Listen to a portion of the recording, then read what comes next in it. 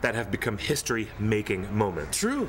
Like when Sinead O'Connor aggravated every Roman Catholic in the world by tearing up the Pope's photograph. Hello there, Don. Good to see you. Remember that night? And she said, "Fight the real enemy." And she tore up a picture of Pope John Paul II. And the NBC executives went apeshit. They didn't know how to. They didn't know how to hit the red button fast enough to cut her off. It was live television. They couldn't stop it. And now I think it's become a little gentrified. I would prefer to see more politics on the show. I mean, it's fun to lampoon the personalities, but I'd love to see a little bit more. I do like that the cast is more, it's more racially diverse. It is. You know, there are more black cast members on SNL now than there have been ever in its history. Some of the funniest people transferring from Nickelodeon television shows to SNL. Who knew? That's true. That's true. Who knew you could get a career bump like that? Yeah. Going from kids shows on Nick and going right to SNL. Yeah. Hey, have the Lord of the Rings / Hobbit films been parodied on SNL? I know Martin Freeman was on, but it was a video. It wasn't like a skit. It wasn't like a live skit. It was like a pre-made video parody. They spoke to The Office. Oh, that's right. Yeah. The Office Lord of the the Office Hobbit was awesome. Hobbit. I do remember. I'm thinking like, what did that just happen? Yeah, it was so good with Martin Freeman. Oh my God, that was so. Because I love The Office.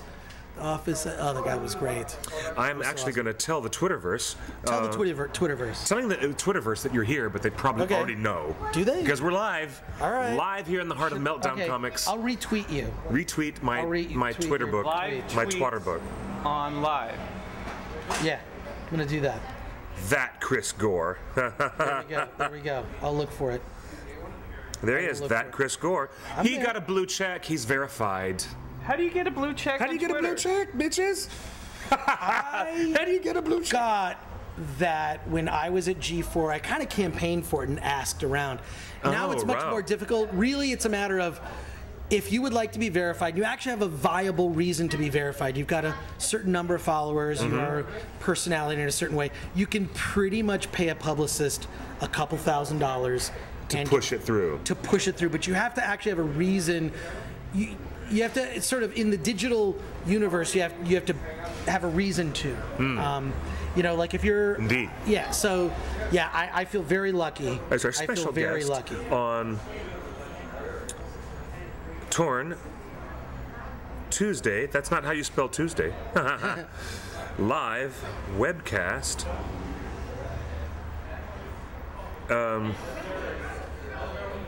talking Hobbit movies.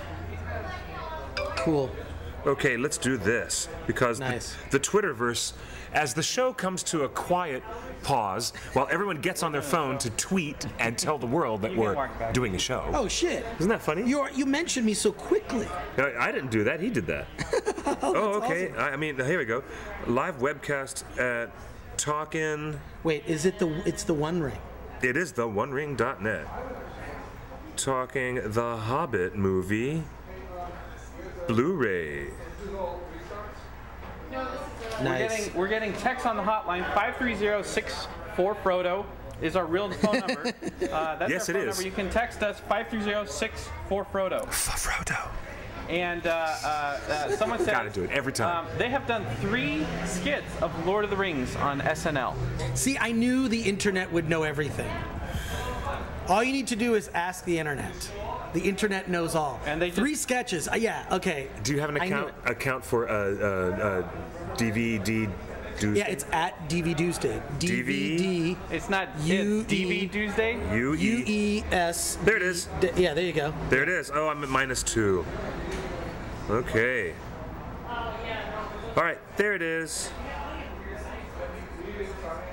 It is Tuesday, the most famous day of the week in the retail market. Look at this. Where albums are dropped, new movies are dropped, everyone goes to Amoeba Music on Sunset Boulevard. Am I right or am I right? That is, if you live, luckily I do, if you live in a place where you can go to a brick and mortar record store. Remember the good old days, the halcyon days of Tower Records? Remember that? Yeah, I did. I mean, at every midnight sale on Monday night, midnight, because it became officially Tuesday, and that was when you could get the new Prince album or whatever new album was being dropped, you know. Oh, 7 Diana, watch them fall. I love that. So I would always hit Tower Records on Monday night at Tuesday. Monday night going into Tuesday. Nowadays, we just click Amazon and pray that it will ship by Tuesday. Or pre-order it and download it on your Xbox, and then it's playable, on that Tuesday. Show of hands. Midnight of that Tuesday. Show of hands in the chat room. You guys, how many of you today already have your copy of the Battle of the Five Armies Blu-ray? Or on Blu-ray combo pack? I actually don't have it. Here's what I do. I will not buy DVDs now unless they have this sticker. Yes. I want the digital version. Yeah. Because what I'll do is, if it doesn't have the sticker, look, I want to have the digital copy. I literally have most of my DVD collection accessible on my phone, right? Yes. And there's that new Disney Anywhere app. Have you tried that yet? That sounds really cool. The Disney Anywhere app, because I got Guardians of the Galaxy. What's cool about this Disney Anywhere app is it allows you that once you register with them, it takes all the other services that you're registered with, Google Play, YouTube, Vudu, anything else where you have registered with your email address. It connects your email address from Disney Anywhere to all your other accounts. Yeah. And it allows you I can watch Guardians of the Galaxy on YouTube. I can watch it on Vudu. I can watch it on iTunes. I can download a copy. Really? It's literally Disney Anywhere. If you register with them, they put the movies, your collection, on all of those platforms. Really? It's freaking awesome. Do you pay $8 a month for that, like a Netflix? No, there's nothing. It's just once you purchase the movie, you get those codes. Now, here's what I'll admit I'll do. That's cool. That's I may purchase The Hobbit Battle of the Five Armies on Blu-ray with this sticker. And then I may use this code and add it to my digital collection. And then what I might do is I might go to Amoeba and I might sell the actual Blu-ray. I'm not saying I'm doing it with this. I'm saying I have done that. It's sort of this whole thing of keeps the secondary market rather robust. Keeps the secondary market robust. Puts a little bit of extra cash. So if I pay $35-40, right? It defrays that cost. I still have my digital copy forever, and someone else gets to enjoy the film for a cheaper price. Me. Yeah. That's what I get to do. I always go for a bargain, as Ursula famously said in The Little Mermaid. But everybody's getting the Lego version. Okay, there goes my joke. Ask me why I'm funny. Your joke was taking way too long. Ask me why I'm funny. Timing. Exactly. Timing is fast. As Ursula said, I always was a girl with an eye for a bargain. Right, King Triton? Right. Yes. Yes. Yes, Ursula. It wasn't even that funny. Timing. Anyways. But I noticed on Twitter and Instagram, most people are getting the Hobbit Battle of Five Armies DVD just for the Lego version at Target. Like, it comes with two Lego minifigs. This is the thing that is confusing and disconcerting sometimes, is that retailers will have extras that are exclusive to their format. So, for example, I bought one of the Dexter seasons only at Best Buy because they had an additional disc, and it had a 1 hour. It was just a disc, and it had even no menu screen on it. It was a disc where it was the Dexter panel from San Diego Comic-Con came with the Dexter season, but only if you bought it at Best Buy. Really? So what the retailers do is this battle of the different exclusives, and now it's getting even more complicated. For example, Vudu or DirecTV. The DirecTV will have their own exclusives. So say, for example, I'm serious, if you purchase Interstellar Digital, which is currently available on Vudu, there's an extra behind the scenes on the science of Interstellar that is actually not contained on the Blu-ray. The retail copy doesn't have what you would... Correct. So what each of these, they parse out the exclusive, which I hate this as someone who loves DVDs and Blu-rays. I do not like, when I buy I want to get everything. This is why I'm buying a Blu-ray. I want my movie on a disc. I want my extras on a separate disc. I want my commentary. I want my digital download in all formats, right? It's not, so what they're doing now is they parse these out. Now, as a fan, I can't even tell you how many copies of The Dark Knight I bought. Oh, because The Dark Knight had a Two-Face version. It had a version that came with the Bat Pod. When they came out, they had all these incarnations. They had one that was like a Batman mask that was at Walmart. Yeah, so they had so many different ones, including ones that were big, the Bat Pod version for The Dark Knight Rises. Don. Hey, Don. Hey. Good to see you. We love you, man. So I find that frustrating. So I bought The Dark Knight in the many versions.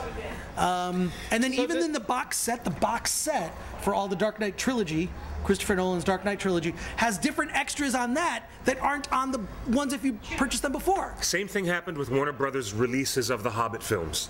Warner Brothers has done that to the Batman films. They've done it to the Hobbit films. Didn't you try to make a chart once? Yeah. Justin tried to make what was a real simple diagram, and it turned out to be the most complex thing that took him weeks to do. To explain to everyone in the world, if you were buying Region 1 DVD Blu-ray here in North America, Canada, look at that. It? And it explains... Oh, you have to show this. You have to show well, if you look up our Unexpected Journey, here, I'll post a link on but you got to show... Oh, yeah, it's... Oh, my gosh. Okay. It's... Okay, yeah, no, but that's the same thing with Star Wars. That movie's been re-released so many times. The original Star Wars been re-released so many times from different VHS versions. The original CBS Fox case. This is super old school. I have the definitive collection on Laserdisc, which actually has some mistakes in it. Yeah. Mistakes? And extra Empire footage. There's like, it's the snow weird. Scene. Yeah, and then what they also did on that, if you look it up, on one of the Laserdiscs, they actually sped the film up slightly so it would fit on the Laserdisc, so they wouldn't have to have like a third disc. You're kidding. Yeah, it's weird. Really? Yeah, it's weird, man. And those are the weird... I mean, look, I love my digital downloads and Blu-rays. I think that we've finally reached a point, but now, here's the thing. Not to depress everybody. Are we going to be buying 4K Blu-ray? 8K Blu-ray. No way. You've been to CES, right? Yes. You've been to your local Best Buy? I mean, 4K TVs and 8K TVs are insane. Yeah. They're insane. Stunning things I've seen ever. Here's the problem. Stunning. Most of the movies, the old collection, if they're going to take, they don't exist in 4K. They don't exist in 8K. That's and right. it's going to be a complete wasted high def. Yeah, movies going forward being made will all be formatted in the 4K 8K. So this is all. Whenever there's a big change in format, I mean, there's always the console wars and change of format. I really just hope that we do not get. I hope that what happens is we're just going to be digital. If I want to buy The Empire Strikes Back in 8K, I can get the digital one on Disney Anywhere. This is my hope.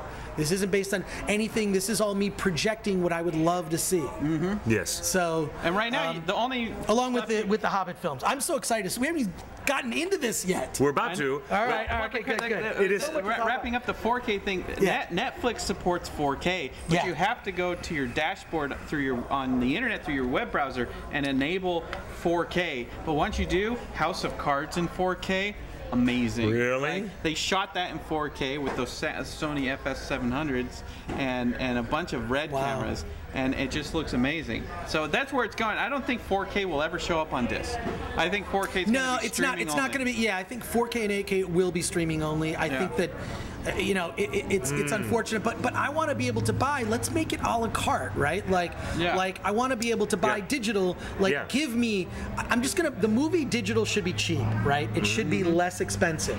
If I want the super extras version for an extra $15, which is what I would have paid anyways, give me all the behind the scenes. Give me the commentary. I mean, I know that you are a commentary junkie, as am I. Very much so. I've learned so much about film by listening to DVD commentaries. It really is film school in a box. It is DVD commentaries. Paul Thomas Anderson, great director. So many films. Magnolia. His Magnolia commentary is excellent. Unbelievable. Excellent. And Magnolia is one of the best films ever. I think it's probably I love it. The best Tom Cruise performance. Yeah. Easily. Best Tom Cruise performance. Tom Cruise's best acting. We won't even say the famous line that Tom Cruise uttered. I would rather that we not. Yeah. You know what? No, my favorite line that Tom says is, "I'm silently judging you." That was one of his best moments as an actor, right there. And I don't give Tom much credit anymore, but Magnolia is brilliant. Let me talk to you guys about this crazy format stuff. This is awesome. Yeah, okay, this is the nerdy stuff that you talk about the commentary. The Hobbit is what we want, and we can't buy The Hobbit without knowing what we're buying. Justin's chart was very helpful. It got crazier from here. This was an unexpected journey. Yes. And for Desolation and Battle 5 Armies, infinitely more. You should see the Star Wars one where they will track all the different changes from all the incarnations, going back to VHS and then through Laserdisc and then through standard def DVD and Blu-ray and all of that. I mean, it's Well, the frustrating things for fans, especially with the Hobbit DVDs, is that not only can you get 3D Blu-ray, just Blu-ray, just DVD plain, no features. No features. iTunes, and 3D plus DVD. So Combo there's packs. 7 different SKUs that you can buy, and each of them have a different feature set. Some of them have the commentary, some of them don't. Some of them include the DVD, some of them don't. Yes. Some of them are in high def, some of them aren't. But you know that they do this on purpose to get you to buy it multiple times, which I have done. And what I'm always doing is trading up. But let me ask you guys a question right now. Yeah. We all own the Lord of the Rings films, Hobbit, on DVD. We have Yes, multiple versions. Yes. However, Yes. if you're watching cable and one of the movies comes on, do you just end up watching it? Because that happens to me. Yeah, If it's just on and I'm flipping, it's like, oh, I just really love that scene. And then suddenly, and I have the DVDs. They're behind me on a shelf. And I am on my couch watching it because why? Because it just popped up. Because it just popped up, but you're watching it in full screen. You're watching it with commercials. Here's the sucky part. I don't know, some reason there's something charming about that, right? Yeah. A little bit. And most of these cable channels only show the whole trilogy, like it's a whole day. You're right, They'll do it all day. I love that. I love that, though. Stars Encore. I think it was last July, right after Comic-Con, that TNT did a day of Lord of the Rings, and it's TNT, so it was maximum commercials. Wow, and TNT really. I got in on Fellowship, and I just started live tweeting from the One Ring account, like trivia and tidbits. Yes. It turned into a thing, and we were trending, and a lot of people in the chat room joined in, and and people were at work or something, and the One Ring is live tweeting the TNT marathon, and it's like I'm just there. Here's what's cool about that, because it connects everybody. It's kind of like Sharknado did that. Because here's the time it was on. It's not like something you're going to DVR while. It's like whatever Sharknado was on. That turned into a phenomenon on Twitter. I mean, trending on Twitter. People just live tweeting the reactions of this, how cheesy and crazy some of that is. Although I happen to be friends with Thunder Levin, who is the screenwriter of all 3 Sharknado films. And nice. What a name. What I Thunder love, Levin. That is his real name. That's Look up name. Thunder Levin. Great guy, indie filmmaker, a lot of heart. And this guy told me, he says he is completely shocked that people laugh about Sharknado because it's absolutely a serious take on the dangers of global warming. Really? He says that? Really? That's what he told me. He says it with a straight face. He says it he said it with a straight Facebook post without any humor intended. He said it is about the dangers of global warming, the Sharknado series. So, you learn a lot. Love it. I thought it was just like about watching Ian, find creative kills for sharks. That's what I thought. And I love that Ian is the only Ian I've ever met who is just pronounced Ian. Ziering. I love Mr. Ziering. I like when people have unique names or unique different pronunciations, whatever. I don't know. I kind of like it. It's distinguishing. Well, so on the DVD thing, of course we've bought multiple versions. Right. We did. Of full screen, and sometimes, like, even with Lord of the Rings, like, I'd be at my mother's house or grandmother's house and like, oh, let's watch it. Oh, I don't have it with me. Let's go buy it in the bargain bin. But when the extended editions came out of Lord of the Rings, it was one extended edition in one case that everybody just had. That's the difference. So the sales numbers, like Warner Brothers was trumpeting like this is the best-selling DVD of all time. Yep. It's one SKU, one box. Everybody got the same thing with the same features. With but the same nowadays, features. You don't see Warner Brothers or anybody trumpeting like, this is the best-selling movie of the last 10 years because it's so many SKUs. Like, people are just like, I give up. I'm not going to buy it. It has flooded the market. I mean, that's why I will buy films digital. I'll buy documentaries. I'll buy stuff because, like, you know what? Yeah, I bought the Alejandro Jodorowsky's Dune documentary, which I thought was amazing. Good. That was nuts. That was so great. good. I've been a fan. I mean, I've been a Dune fan forever. And you and me both. I have that issue of Cinefantastique from years ago that documents. That was the most I'd ever read about Alejandro Jodorowsky's Dune. I'm a huge fan of his movies from Santa Sangre, El Topo. Just if you've ever seen those films, they're brilliant. But I will buy stuff digital because then I always have it. I always will have it. And I even did that thing. And can I lay on you guys a tip? Yes. On your tip. So if you want to have your Blu-ray collection transferred to Vudu, right? Which Vudu is a format that you can get. It's an app that's on every device. Yep. Vudu is a way to watch. Like Ultraviolet or Netflix or Hulu. You can transfer your collection. So you take your movies, and I believe it's $5 for Blu-ray and $2 for standard def. You have to prove that you own the films. So you take your movies to Walmart, which I did. Walmart's not exactly a place that I necessarily like to shop, but Walmart supports Vudu. You have to go online. You make a list of the movies, if available, that you have, so you're not bringing in anything that they don't, because Disney movies aren't included. So you then bring in physically your movies. Now, what I always like to do, and I've done this twice, I bring in literally 3-4 grocery bags filled with Blu-rays. What they're supposed to do is confirm that you own it. And that's what you do. No, okay. What it is you have to physically bring in your movies. They see that you own the disc. Yeah. And what they're supposed to do is take a little stamp that says "Click Walmart" on it. Right? Yeah. So they stamp it with ink, so your disc has, forever printed on the disc, Walmart, and you cannot give it to a friend who can then take it into Walmart. You see what I'm saying? Right. Yeah, okay. So this is the one copy.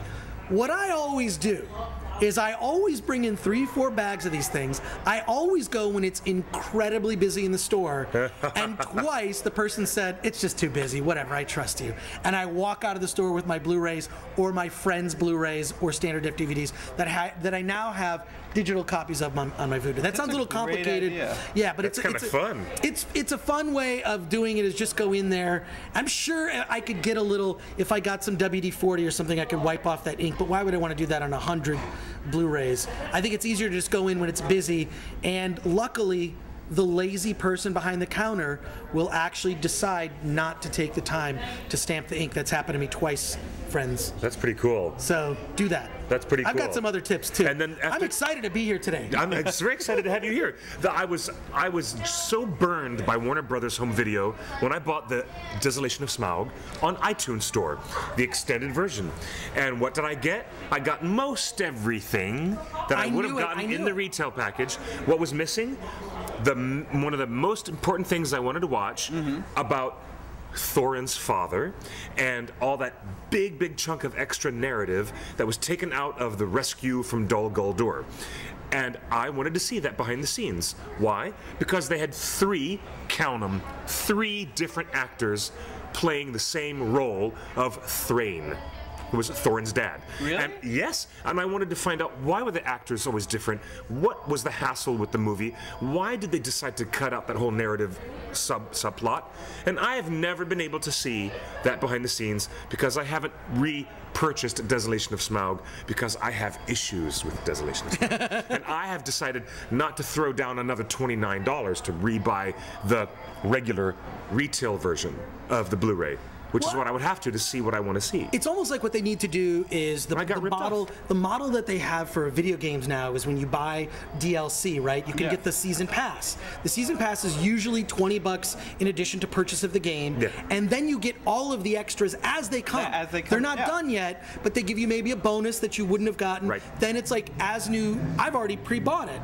They need to have a similar format where I can buy the movie, and then 2 weeks or a month later, any additional extras that come out with the DVD, I get because I prepaid for them. It should be there. Well, yeah. It should be some season pass. And if a year later they decide to do an additional commentary, love that idea. You'll also get it. So it's like you've bought a pass to receive additional content. Yeah, and Natalie Portman had a tech startup that was trying to do that.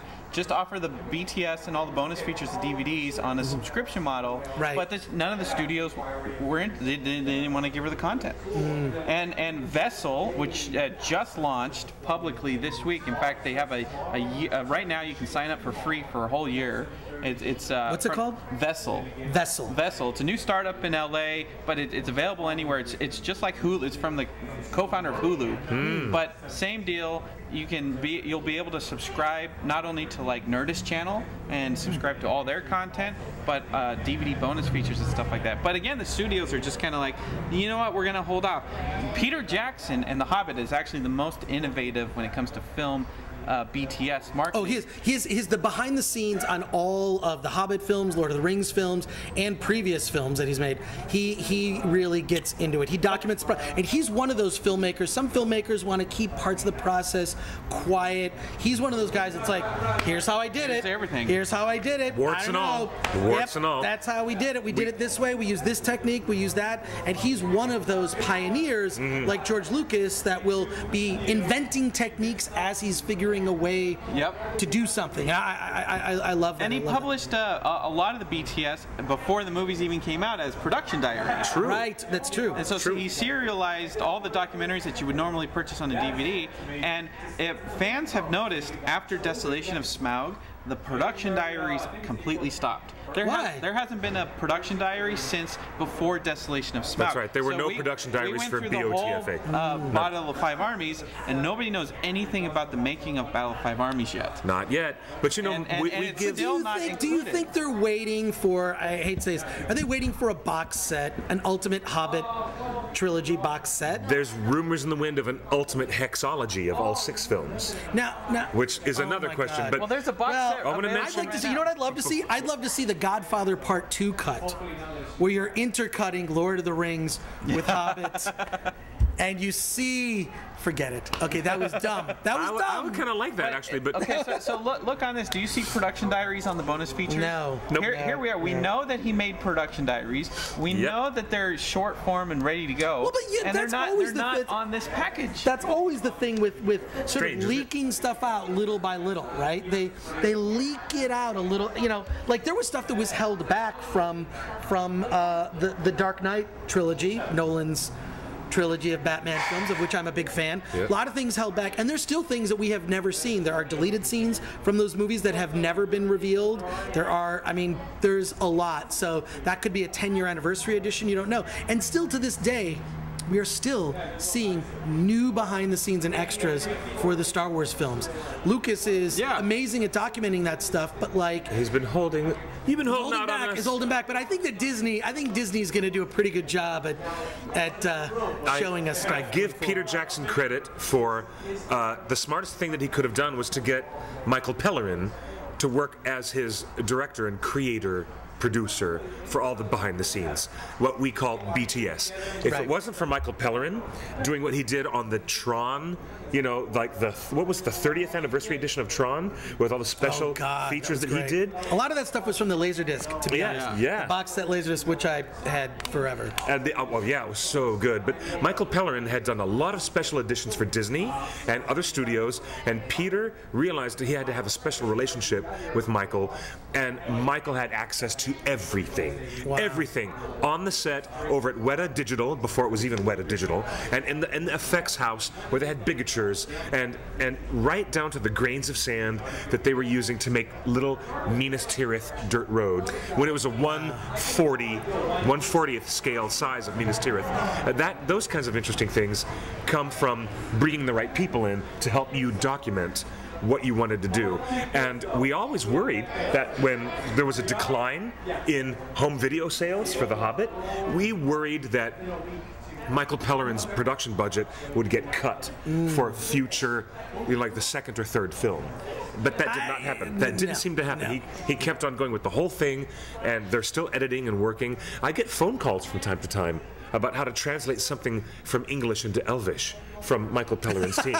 Sometimes Mr. Pellerin has one of his producers call me to figure out some weird technical geeky thing. Emily in the chat room says, I really hope we will get bloopers on Battle of Five Armies. Oh, that's been withheld. Gotta be. It's been withheld? It's been withheld for so long, the bloopers. I guarantee this Battle of the Five Armies is going to come out again later this year in 2015. Yep. And all those things will be on that version. The extended edition, 4 days. First one that's out. I mean, look, the movie was just in theaters 3 months ago. Yeah. Right? This is fast. So you know, believe it. It's going to be out with bloopers, and I'm a big fan of bloopers. Is usually like the first extra I go for, so I want to get that out of the way. Let's go for the laughs. Then I like deleted scenes, commentary, behind the scenes, all that stuff.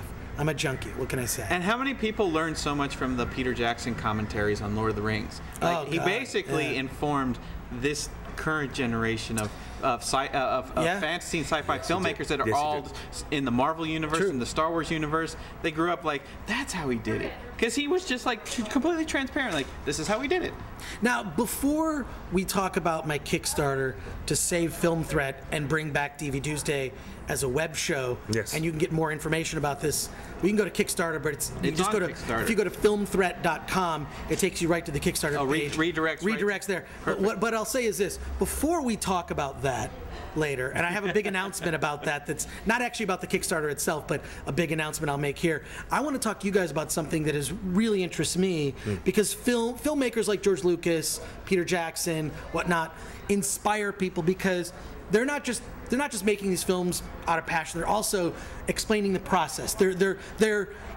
What Yoda said, passing on what they've learned, right? Pass on what you've learned. And I love that stuff. And what I love is that both Lord of the Rings films, Hobbit films, Star Wars films, these are movies uniquely, they inspire creativity.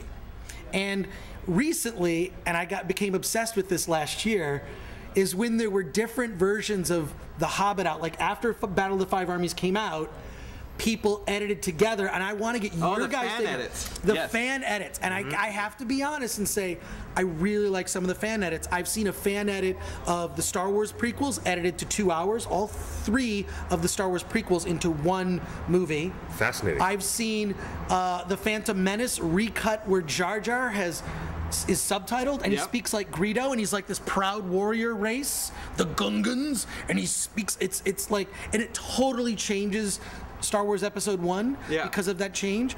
And I have also seen The Hobbit recut into like a 2.5-hour movie. And we did a show on that. I want to know what you guys think of. I just want to know what you guys think of these fan-made re-edits. It's very exciting. I think it needs to happen. It's very exciting. Okay, good. The Dune re-edit was something that really turned my crank. David Lynch's Dune has now been recut by a fan edit on this. It's called fanedit.org. Is that the website? And you are finding people who are so adept at what they're doing, taking deleted scenes, putting them back in, or taking the television version of David Lynch's Dune, where it has all this extra stuff, even though it was the Alan Smithy version, right? And you can get an ultimate version of the film. The Japanese Laserdisc had stuff on it, which I still have, my Dune Japanese Laserdisc, which has stuff on it that's also not in any of the versions you referenced. So, oh my God. I love it. I love it. I'm glad you're on board. I'm totally on board. I'm on board. I love the fan edits. We love the fan edits because we're hardcore fans, and it's also a different way to experience a movie that we're already familiar with, right? We're familiar with the movie. Let's see a fan take, and I really love the innovation and creativity. Here's my question following up on that. What does Peter Jackson and Warner Brothers think of fan edits? Oh gosh, I'd love to be a fly on the wall. We have some friends that work in New Zealand and kind of are in the mix down there, and rumors and allegations, not officially, but the what I hear, total rumors, is the general consensus around Weta is, so that fans think that this is easy. So and as fans are, because everybody, you go to Reddit and everyone's like, I'm gonna do a fan edit, I'm gonna do a fan edit, I'm gonna do a fan edit, and then they get into it and they're like, I can't finish my fan edit, or like this is harder than it looks, and so and the best part is the ones that get completed. There's like 3 major Hobbit fan edits right now that do the whole Hobbit trilogy, and all of them have received praise and press, and equally criticized as reviewed like a movie. Like, hey, there's a bunch of blogs and Gawker and IO9 and all these places are reviewing these fan edits like they would anybody's movie. Like, hey, let's review this. Yeah, you know what? The pacing is off here. The music is off here. The story doesn't work in this order. And so fans that are trying to do this, they're feeling. They're getting some of that negativity that Peter Jackson got, and they're like, you know what? This really isn't that easy. No, it's especially I think the Hobbit films are not as easy because you don't have the cutaways are. What's great is in the Star Wars films you can always do a You could do like one of those weird dissolves. Or a you wipe. Could do that. Yeah. You could do that weird like star wipe. You know, star wipe. I mean, those wipes were always a part of the Star Wars films, which is a holdover from serials from the 1930s and 40s.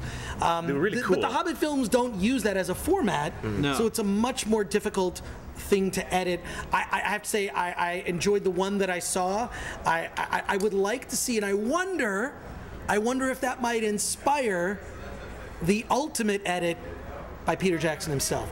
Would it inspire like Peter Jackson saying, you know, I've heard the comments, I have now put together a version of The Hobbit that is 2 hours and 40 minutes, and this is my cut. And he has the raw footage to cut from. It's not like he has to go, you know, you're sort of stuck with, you know, and then you've got to cover, I mean, when you're cutting that stuff, a lot of it has to be covered, you got to cover the sound a lot, right? He would have access to all that stuff, he could do it. Would you like to see Peter Jackson do that? That's what the extended editions are. Basically. I love the extended editions, but now I'm talking about not extended. I'm talking about maybe a truncated special version. Truncated version. It's sort of going. It's opposite. It's, you know, against his instincts, so to speak, to do that. But I think that there could be a Hobbit as one movie, but Peter Jackson and Weta do it. The fan edit that caught the most attention, I think, what was it called? The Dwarven? The Dwarf what about cut? the Fran edit? The Fran edit? There's a Fran edit? Oh, I love Fran. Hey, guys. How's it going? As far as I'm concerned, there's only two edits that need to happen. Either fan edits or PJ edits. Let's hear it. And they haven't, no one's attempted it yet. But the only two ones that need to happen are, one, the book accurate edit. Like, down to the word, down to the dialogue. Okay, I like the sound of that. So, if it's not in the book, it's not in the film, period. The dwarf edit person, the person who put that thing together, painstakingly removed every scene with Evangeline Lilly's character. Wow. The apocryphal character that was never in The Hobbit. Right. And removed Legolas, another apocryphal character who was never in The Hobbit.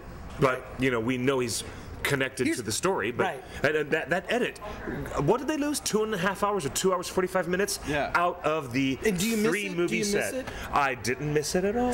You know what? And the weird thing is I like Legolas. I like that character. Yeah. And so it was fun to see him. He also had no place in that movie. No, he didn't. He was shoehorned in a way that, like, now if you watch all 6 films in a row, I don't know if it makes sense. Does it make sense?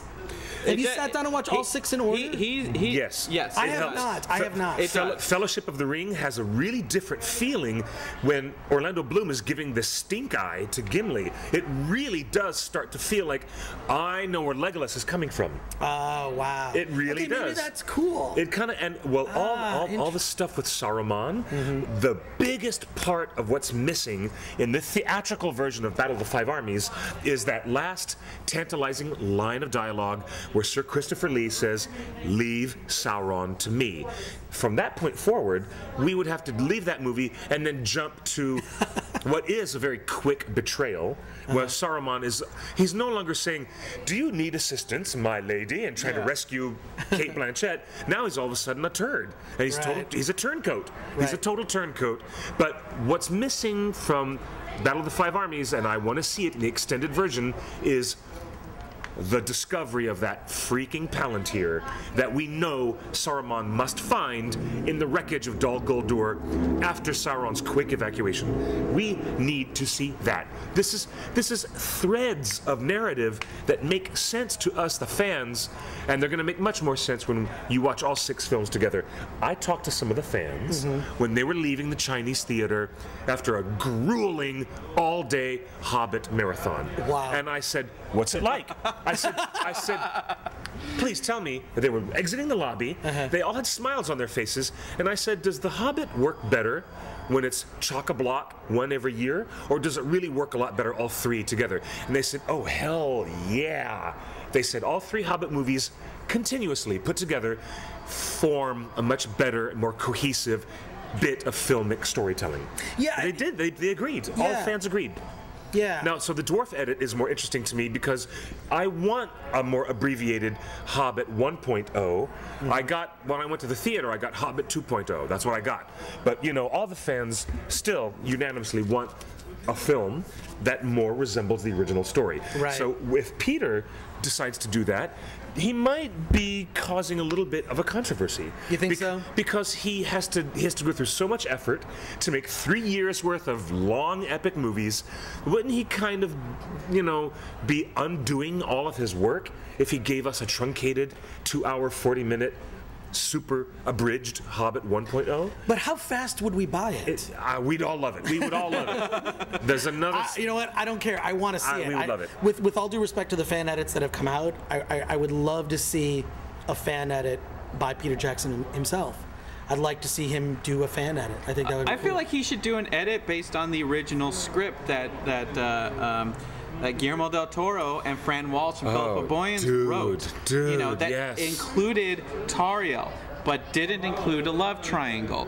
You know, that ended with the two dwarf brothers battling it out back to back, not, you know, one falling off a cliff and the other one going, oh, you know, like, you know, there was an awesome movie that Guillermo del Toro and his sensibilities would have just cranked on. Yeah. And I think the footage is there. They shot it, and make that edit. The 2-film edit that Fran Walsh wrote. I'm into that. I'm so down for that. To respond to someone in the chat room who just said there was no Palantir at Dol Guldur, it was only in Orthanc, and that is where it was. One of them was originally in Orthanc. Yes, I agree, but I'm talking about the internal logic of the movies. We know that it was different from the book, for sure. There used to be a Palantir at Weathertop. Way, way, way back in time. Did you know that? And Weathertop is where Azog has his base. Azog has his base, and we get to visit. It's nice to be like, oh, look, there's Weathertop. It looks just like I saw it in Fellowship of the Ring. But, you know, we didn't need the character there for any other particular reason.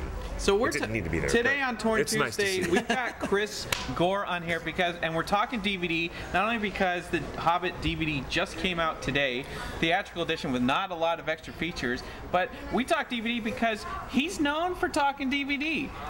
Indeed. Yeah, a little bit. Yes, a little bit. Sir. You were on a thing that was on that thing, and it talked about those things. Right. Did you get that thing I sent you? And it was DVD.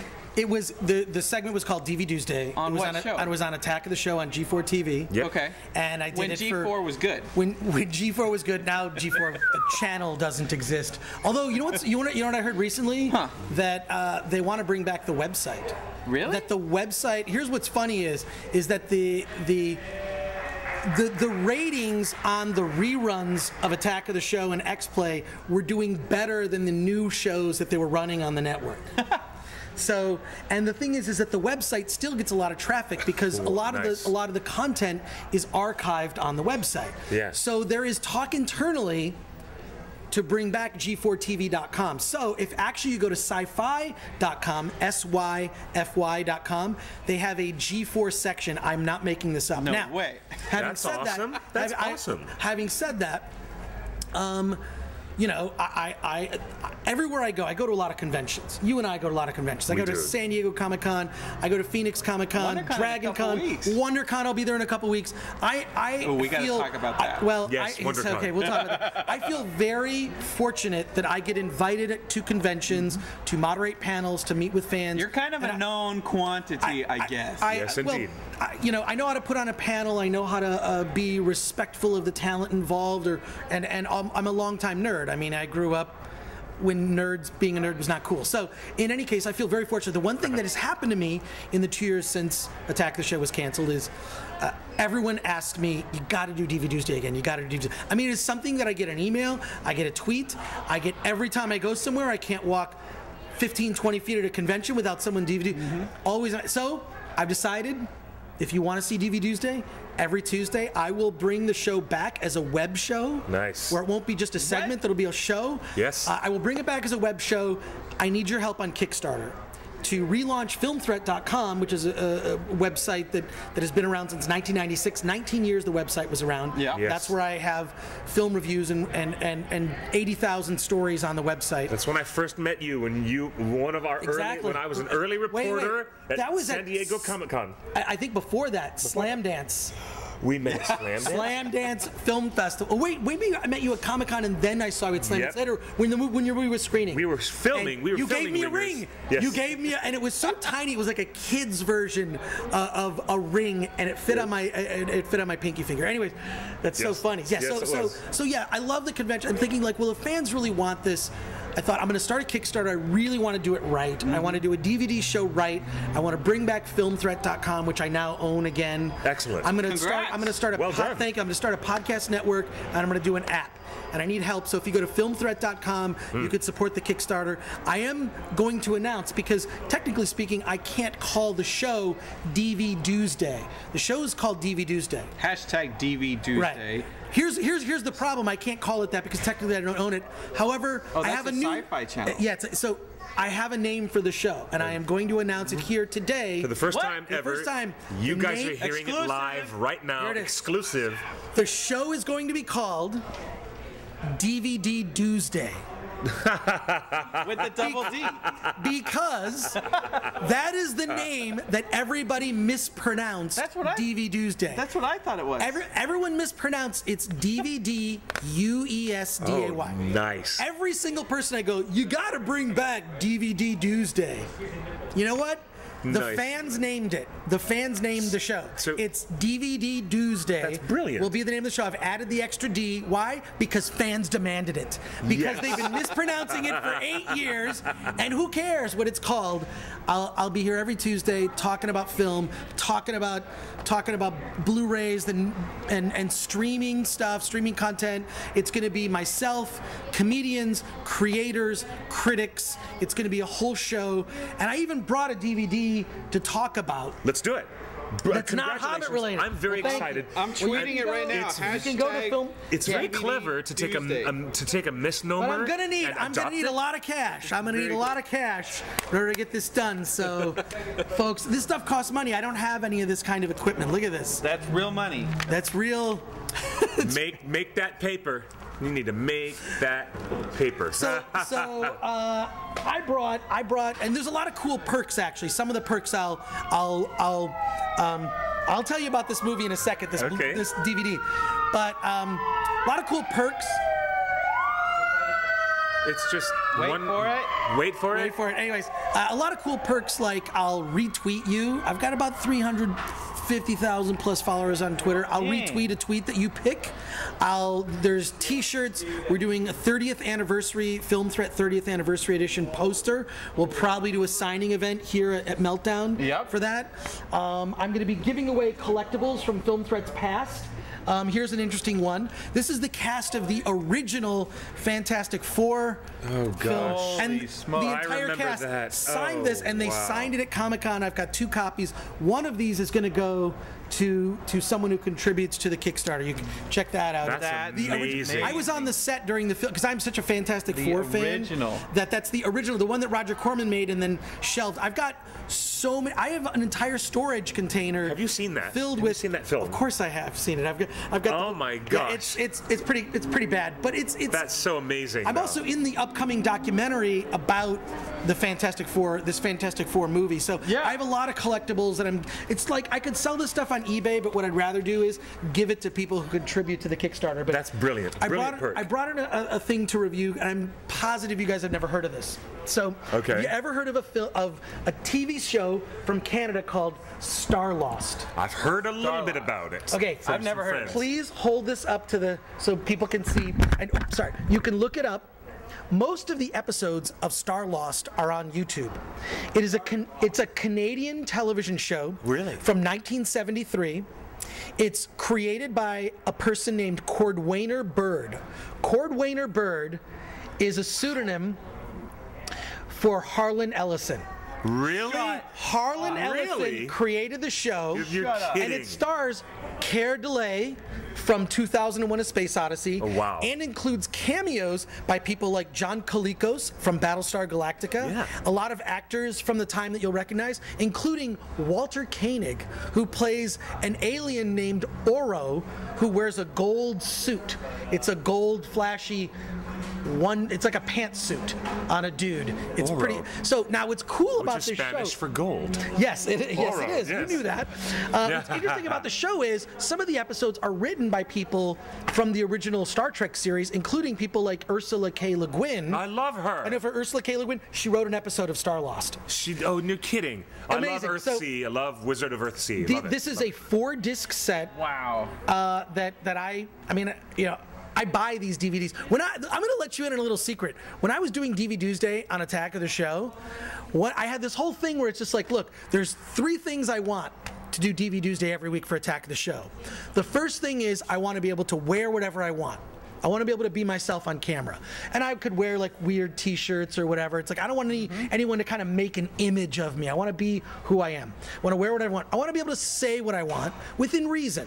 Obviously, I can't use, you know, expletives or colorful language, but I want to be able to express my opinion and be who I am. The third thing I asked was I want to be able to keep all the DVDs that I review. And that was the one thing they said, yeah, you can't keep the DVDs that you review. We have to put them in a library. They made up some lame excuse about have to have a library. So when I said on Attack of the Show that a movie was a buy, it's because I actually bought the movie. And I bought The Star Lost. Now, what's interesting about the premise of the show, Douglas Trumbull, and you're aware of that name in special effects, he was an executive producer on Star Lost, and the show involves a bunch of these domes, and what's interesting is it's about a thing called the Ark, and it's been in space for 400 years. It's on an 800-year journey to another place. Earth is destroyed, right? There is no Earth in this future. Yeah. It's like the 23rd century. I forget the exact year. Each of these domes has its own ecosystem, its own social system. So in one of the domes, people are living just like the Amish, right? Then you go into another dome, and people are living like it's World War I and manufacturing, and they have like a worse climate. And then people are actually living in the catacombs of the ship itself. And it's about these characters, 3 of the characters who escape one of the domes and start exploring these other domes. What they soon discover is the Ark has had an accident, and for the last 100 years, this accident has thrown the massive starship off course, heading straight for a sun. Oh boy. If they do not get it back on course, everyone on the Ark will die. So it's a really it's a big. Now the TV show is done with 1973 special effects. Yeah. We're talking some cheesy green screen, but some incredible model work by Douglas Trumbull, of course, who you know worked on things like 2001, who worked on Close Encounters of the Third Kind, who worked on Look Up Douglas Trumbull. So this sounds really cool. Yeah, it's cool. Sounds really, really cool. You could bring it up on YouTube, and I guarantee you, if you start watching the first minute of an episode, you're going to be sucked in. It's very much of the period. Yes. You know, it's very much. For me, it kind of feels like the original Star Trek series from the '60s because it was a lot of the same creative talents. Walter Koenig, you know, John Colicos played. I believe was he a Romulan or a Klingon? Trying to think. John Colicos. Someone we'll have to look that up. And you'll know he was Baltar in the original Battlestar Galactica from 1978. Yeah. So when you see these cameos come, it's like I can't believe it. I'd never heard of this science fiction television show. I couldn't believe I didn't hear of it. There's actually a channel. If any of you have a Roku box, all the episodes of Star Lost are on the Roku box streaming for free. On Roku. So go to Roku, look up Star Lost. You can download the app. The only problem is you can't pause the episodes, which I think is kind of cheesy, and they have commercials in between. So once I discovered it as this Roku channel, I just said I got to buy the DVD. So really? So do I have to, when I'm on my Roku, do I go to Hulu Plus or do I go to Netflix? No. You go to the channel store and you look up Star Lost. The channel store. No kidding. I'm so there. Or better yet, you know, that's cool. Just go to YouTube, look up Star Lost. There are 16 episodes. There are 2 lost episodes which are unavailable, have not been found, like the infamous Doctor Who lost episodes. Yes. Lost episodes of Star Lost actually exist, but it's incredibly enjoyable. You have to know it's rooted in its time. It feels somewhere between the original Star Trek and a Sid and Marty Krofft TV show. It's somewhere in the middle. That's cool. It's somewhere in the middle. So it's got like the writing, the very serious, like everyone in the show plays it totally straight. No matter how cheesy the original Star Trek ever got. Yes. They never broke. It was always deadly serious. Yeah. Yes. It was, they were doing, I mean, unless they were goofing around at the end of the show. Tribbles. Which often happened, right. Yeah. It did have humor, here and there. So the creator of the show, Harlan Ellison. He took his name off the show. And Now, why? replaced it. Why be a creator of a great, interesting property and not? I think not want to have your name on it. Why? I think he was embarrassed at the time. It wasn't exactly what he wanted it to be. So I have no idea about the reasons. Fascinating. I'm sure I could find out. The name he used was Cordwainer Bird. That's the weirdest name. And it's the weird Cordwainer Bird. I'm like, I don't know. I've never heard of anyone with the name Cordwainer Bird. I've never heard of that. But Mr. Harlan Ellison is infamous for being a real difficult or prickly personality. True. He's also absolutely brilliant and often brilliant. Brilliant. I do have a story about Harlan Ellison because I went to his house once. Did he win the Hugo Award for the Star Trek original series, The Edge of Tomorrow? Yeah, City on the Edge of Forever. City on the Edge of Forever. Which is actually, I mean, it's usually in the top 3 Star Trek episodes ever made. Yeah. My personal favorite is Mirror Mirror. I love the Mirror Mirror episode. I love that. And I do love the Star Trek Continues sequel to Mirror Mirror called Fairest of Them All, which you can see on YouTube. I'm a fan of Mudd's Women. Sarah in the camera. Mudd's Women. Now, it's interesting about City on the Edge of Forever. You bring this up. Yeah. I was recently at Gallifrey 1, of course, the Doctor Who convention here in Los Angeles at the Marriott, right near the LAX. Yes. I love Gallifrey 1. I was there. And what is the question? Just I want to. Well, no. I feel like I'm. Sarah says Harlan used the bird pseudonym because it meant he was flipping the bird to the show. Oh, that's good. Okay. Oh, Cordwainer. He would do that. Bird. Sarah. He would do that. Yes, that does sound interesting. Now, when I was at Gallifrey 1, there was a comic book. One of the dealer tables. Someone had taken Harlan Ellison's original script for the City on the Edge of Forever. TV, for that episode, because they messed with it. He was never happy with it, and they actually turned it into a comic book that's word for word his original script. Oh, cool. Why isn't that at Meltdown yet? Well, it probably is at Meltdown. Probably is because somewhere. let's be honest, anyone who's ever been at Meltdown, you can get lost in this place pretty easily. Everything is here. Pretty easily. So yeah, Cordwainer Bird. That's good. I don't know if that's true, if that's speculation, but it certainly would explain such an odd name, Cordwainer Bird. This is such an excellent hidden gem. It's one of those gems. It's something that I do appreciate when I was doing that segment on G-Force. They would allow me every once in a while. I'd have like a thing where it's like, we got to talk about this movie. We've got to talk about the works of Damon Packard. We've got to talk about this particular film, like I Am a Sex Addict by Kaveh Sahidi. We've got to talk about some weird documentary or some weird that was stuff. That's what I love doing. I love talking about your mainstream releases that are in theaters, that come out on Blu-ray. We talk about all the extras, but I have an affection for the gems, the hidden gems like Star Lost. And if you contribute to the Film Threat, go to filmthreat.com, contribute to the Kickstarter. I'll be doing DVDuesday every week. DVDuesday. You've got to get over it now. You've got to readjust that. I have to mispronounce it now. Your big thing on basically your big show on G4 TV was reviewing DVDs. That was one of my roles. I mean, my other role is I was sort of a backup host if they ever needed a host, and if Pereira was sick or if almost everyone was out, I was kind of like, a checkoff. If everyone was off the bridge, I had to sit in the captain's chair. So on occasion, they'd bring me in to, and I also did like field reporting too. And I did a segment called Asian Underground where we talked about with this guy Jeff Wong. We talked about Asian cinema, for all aspects of it, anime, all that stuff. So that's cool. Yeah. So it'll be the thing that you liked about DVDuesday, but every week, and we'll discuss things like this. Yeah, exactly. This is why we need DVDuesday. Is not to tell us what the best new movie of the week is to tell us what version of the best new movie of the week to buy. See, here's where I'm bad at that. My solution is to just own them all. I'm serious. You can't to get a Lego toy in a box? Okay, when I don't get sucked into the... here's the thing. I usually don't get sucked into the things.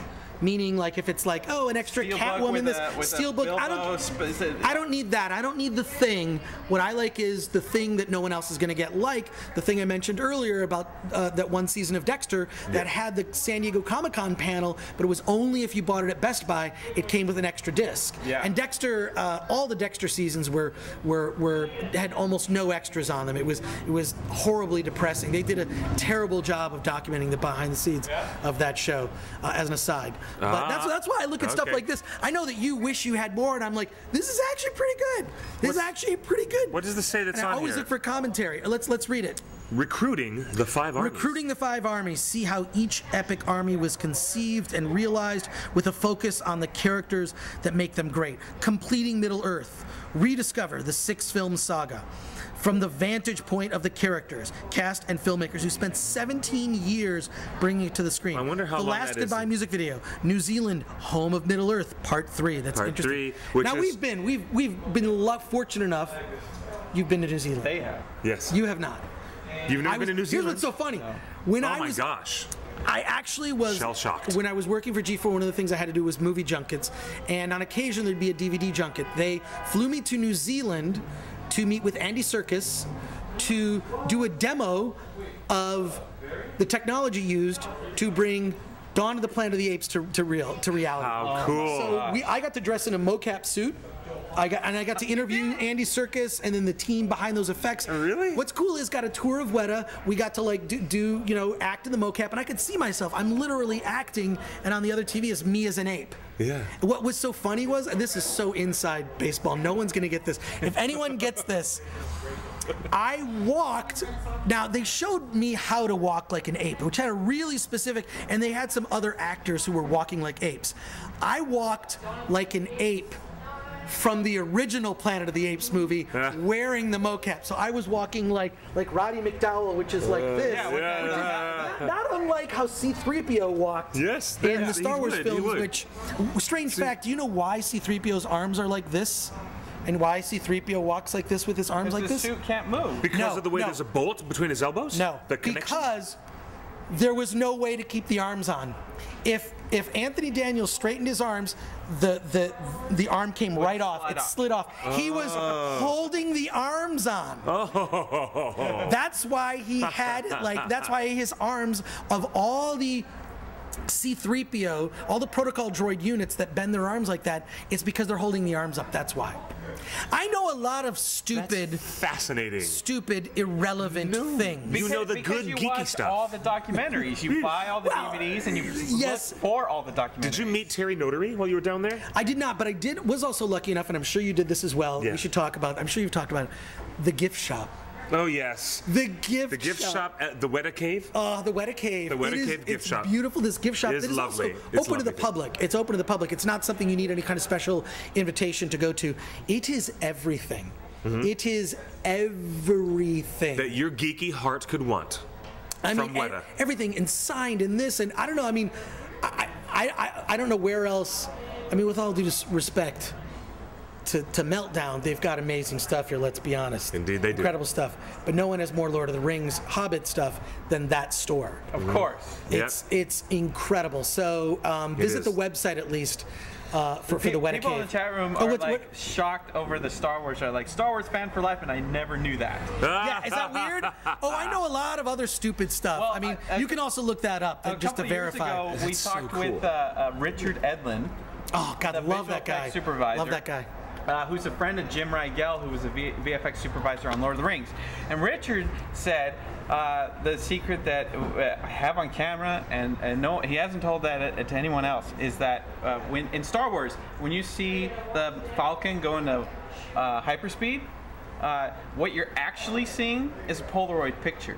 He said the warehouse was not big enough to get that long of a shot with their model, so they took a picture, a Polaroid, not a picture, but it's just a straight up white Polaroid of the back of the Millennium Falcon, and they attach it to a wire, and they just send it down the wire. And that's what's weird is, if you look at the original theatrical release, if anyone can find a copy of it somewhere, the original theatrical release. Just on your Laserdisc, right? Would that be it? My Laserdisc would have it, but even that's been altered somewhat. Yeah. What's weird is what made that movie was really Marsha Lucas's cutting. Yeah. It's not like these days where in The Hobbit, in The Hobbit, you can enjoy a sumptuous, epic landscape with 5 armies and all, and just like some of those sweeping shots you're looking at going like, this is how is this even how does this even exist, right? Like you you can actually savor it. You can look and you can look at the textures and this. Star Wars, the reason Star Wars worked at the time in 1977, the original, is because they cut away from things so quickly so that you would never notice how bad some of the things were at the time. I'll give you another little thing. The land speeder, do you know how they made it look like first of all, the land speeder had wheels. Yes. Right. Do you know how they made it appear as if it was floating? There's a mirror. Like a Pepper's Ghost? They put a mirror. Oh my. So all it is there's wheels, and they're driving this cheesy cart, and they put a mirror. I actually went to the place in Death Valley. Wow. Death Valley National Park, which is just outside. It's about maybe 2 hours outside of Vegas. Yep. I went to Vegas. Most people would drink, have a good time, gamble. I drove to Death Valley to see where R2-D2 got shot by Jawas and then sort of painfully turned over, and it fell over. So I went to all those places. I posted some photos on my Instagram of my trip to Death Valley where I don't know, I go on nerdy trips. So those scenes were not shot in Tunisia? Well, they shot the bulk in Tunisia, then they came back and they had to do additional photography. So, whoa! Hey! There we are. We just had our Bill and Hillary moment where the lights nearly fell and destroyed them. Wow, that was coming close to your head. It's a good thing you got that hat. Wow. You know what? It's a pretty good thing that I've got a hard dwarven skull. I've got a thick dwarven maybe skull. That was saying something. But you can go to Death Valley. There's a. We're so excited. We're bouncing on this couch. We're so excited and so geeked out by what we're learning. But you can. It's always exciting talking to Chris Gore. Well, thank you. I love talking to these. You have the best, most respectful fans. I have to give it up for the chat room. You guys, you add to the conversation. You say stuff that's funny and entertaining. You're respectful. To me, nerds, my favorite people. They are my tribe. And so I love when nerds respectfully love something together, when they respectfully disagree on things, which happens. We respectfully disagree. I might say I love one character more than this character, or this movie more than that movie. So what? We all have our nerdy obsessions. We all have our passions. Did you run into a lot of geek debates at G4 because it was like the gaming Oh my God, channel? that's why I loved working there. What was great about it is from the top down, from the people who worked at the top to the people who worked in like the smallest capacity, everyone was attracted to work there specifically because of their love for nerdy stuff. And that would be my favorite thing, to get to work early, just to be able to go, well, I don't know what's going to happen. I hear rumors about Dark Knight Rises. I don't know. Did you hear this thing? Did you hear this?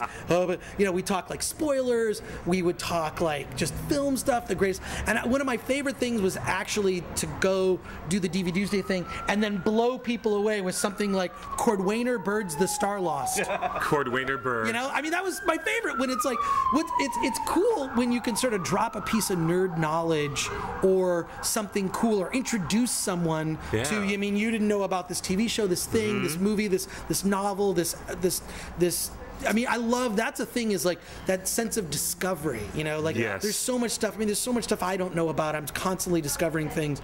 So I've always tried to use whatever platform I have, whether it's filmthreat.com, whether it was G4, whether when I was doing stuff for IFC or other shows, I try to use it as a platform to just introduce people to cool stuff. Not necessarily the stuff that's in the top shelf, maybe the stuff that you got to look a little harder for. Yeah. Because that informs the stuff that, like, look, Peter Jackson, the secret origin of Peter Jackson was not being bitten by a radioactive George Lucas. I know you read that on Wikipedia. It's false, folks. It's him learning film history. And when you look at the things, what I look at is not just a filmmaker I love, what are the movies that filmmaker loved? Right? Like, George Lucas was a fan of Akira Kurosawa, right? And when you look at, like, those are his influences. He loved old, cheesy movie serials from the 1930s and 40s, which I watched growing up as a kid, because 30 minutes when I grew up in Detroit, and 30 minutes before Saturday Night Live was on, which as a little kid I would just like fall asleep, they would show reruns of the Buster Crab, Flash Gordon or Buck Rogers. Right. This is before Star Wars, and I remember seeing a trailer for Star Wars during that, and I said, oh my God, I can't wait to see that movie. It's got the Wolfman in it. Because Chewbacca looked like the Wolfman at the time. He did. He really did. Well, and before you were on G4 and all the other stuff, Film Threat was a zine, an actual paper magazine. It was an actual paper zine and then a magazine. It was in print from 1985 to 1997. Were you involved in? Oh no, I started it. I was involved in all of them. You started. I started Film Threat when I was in high school. Yeah. Dude, really? You guys didn't know this? I thought you came in on the digital. No. Yeah, that's what I started the magazine. Mind blown. Here's another thing. What's funny is, what's great about Film Threat has always been an excuse to meet my heroes. This issue came to me. Oh, I love it. From John Waters. He signed it. My God. Serial mom. John Waters signed that to me. And he was a fan of Film Threat before he was on the cover. I mean, I love John Waters. John Waters is one of my favorite people, not to mention filmmakers. Put his movies aside for a second. Just as a human being, I've always loved John Waters. Fell in love with him when I saw Pink Flamingos at a retrospective screening in, oh my God, and wait, I didn't even notice this. Look at this. Here's a postcard from John Waters. So John Waters sent me a postcard signed, and I'm not sure if I can show you what's on the other side of this postcard. You cannot show us on the other side. I'm going to show it off. Here, can you see that? That's wow. So John Waters, someone's going to get this postcard who contributes to the Kickstarter. It's going to stay in the magazine. I don't know what am I going to do with all this stuff. I have a storage space filled with things that I've kept from G4. I have a painting of Kevin and Olivia that's as big as it's not quite. It's about half the size of this background. Yeah. What am I supposed to do with it? Someone put it in the trash from G4. I'm actually going to give it to someone who contributes on the higher end. Perk for the Kickstarter. So, oh my gosh, if you guys, this is a Kickstarter reward. For one of the higher rewards, but I have so much of this. Yeah. I'm going to offer signed copies of Film Threat, old Film Threat, signed posters. Oh gosh. Like letters. I have letters from people. Like I had a letter from Steven Soderbergh sent me a letter. Really? Steven Soderbergh. Wow. Oscar-winning director Steven Soderbergh sent me a letter where he basically tells me to fuck off. Oh, excuse me. Sorry. G-rated. F off. I'm sorry. F off. He tells me to F off in the letter, and at the very end he says, enclosed it is a check for a subscription and all your back issues. So Steven Soderbergh sent me a personal check. I think at the time it was like $40, and I have the letter. And an auction house actually looked at it and said, oh, you could auction this off. I'm like, I can't do that. That's amazing. But what I am going to do is... This is great that you've got... The higher end perks, the people that donate higher end money will get stuff like this. But the bottom, the lower perks, the perks for $25 are cool. So contribute what you can. You'll get DVDuesday every week. You'll get a collector edition poster. Tell us why you're at the Kickstarter phase for Film Threat. You had a magazine. You started a website. I'll tell you. Do you want to know the truth? Yeah. It's in the video that I posted, which is actually kind of humiliating. But I'll tell you, the truth of the matter is like when Film Threat went and turned into a website, I was just starting my TV career. I had no aspirations to be on TV. I was a writer. Yeah. Someone thought that some of the things I had written in an email newsletter I was sending out were funny, right? And then I would repost them on the Film Threat website, which was very unsophisticated in 1996. Someone said, you're funny, you should come in, and I did one audition for a TV show called The X Show. And then I did a show on there, a segment called The Gory Details, which was me talking about movies once a week. I didn't even want to do it. I didn't care. I'd never done TV professionally. So I started doing that, and then that led to the next TV gig, the next TV gig. I never had aspirations. I'm surrounded by an entire town of people who really want to be in TV. I just want to sit in a room and not talk to anybody, watch movies, and write. So someone thought it would be funny to put this nerdy dude on television.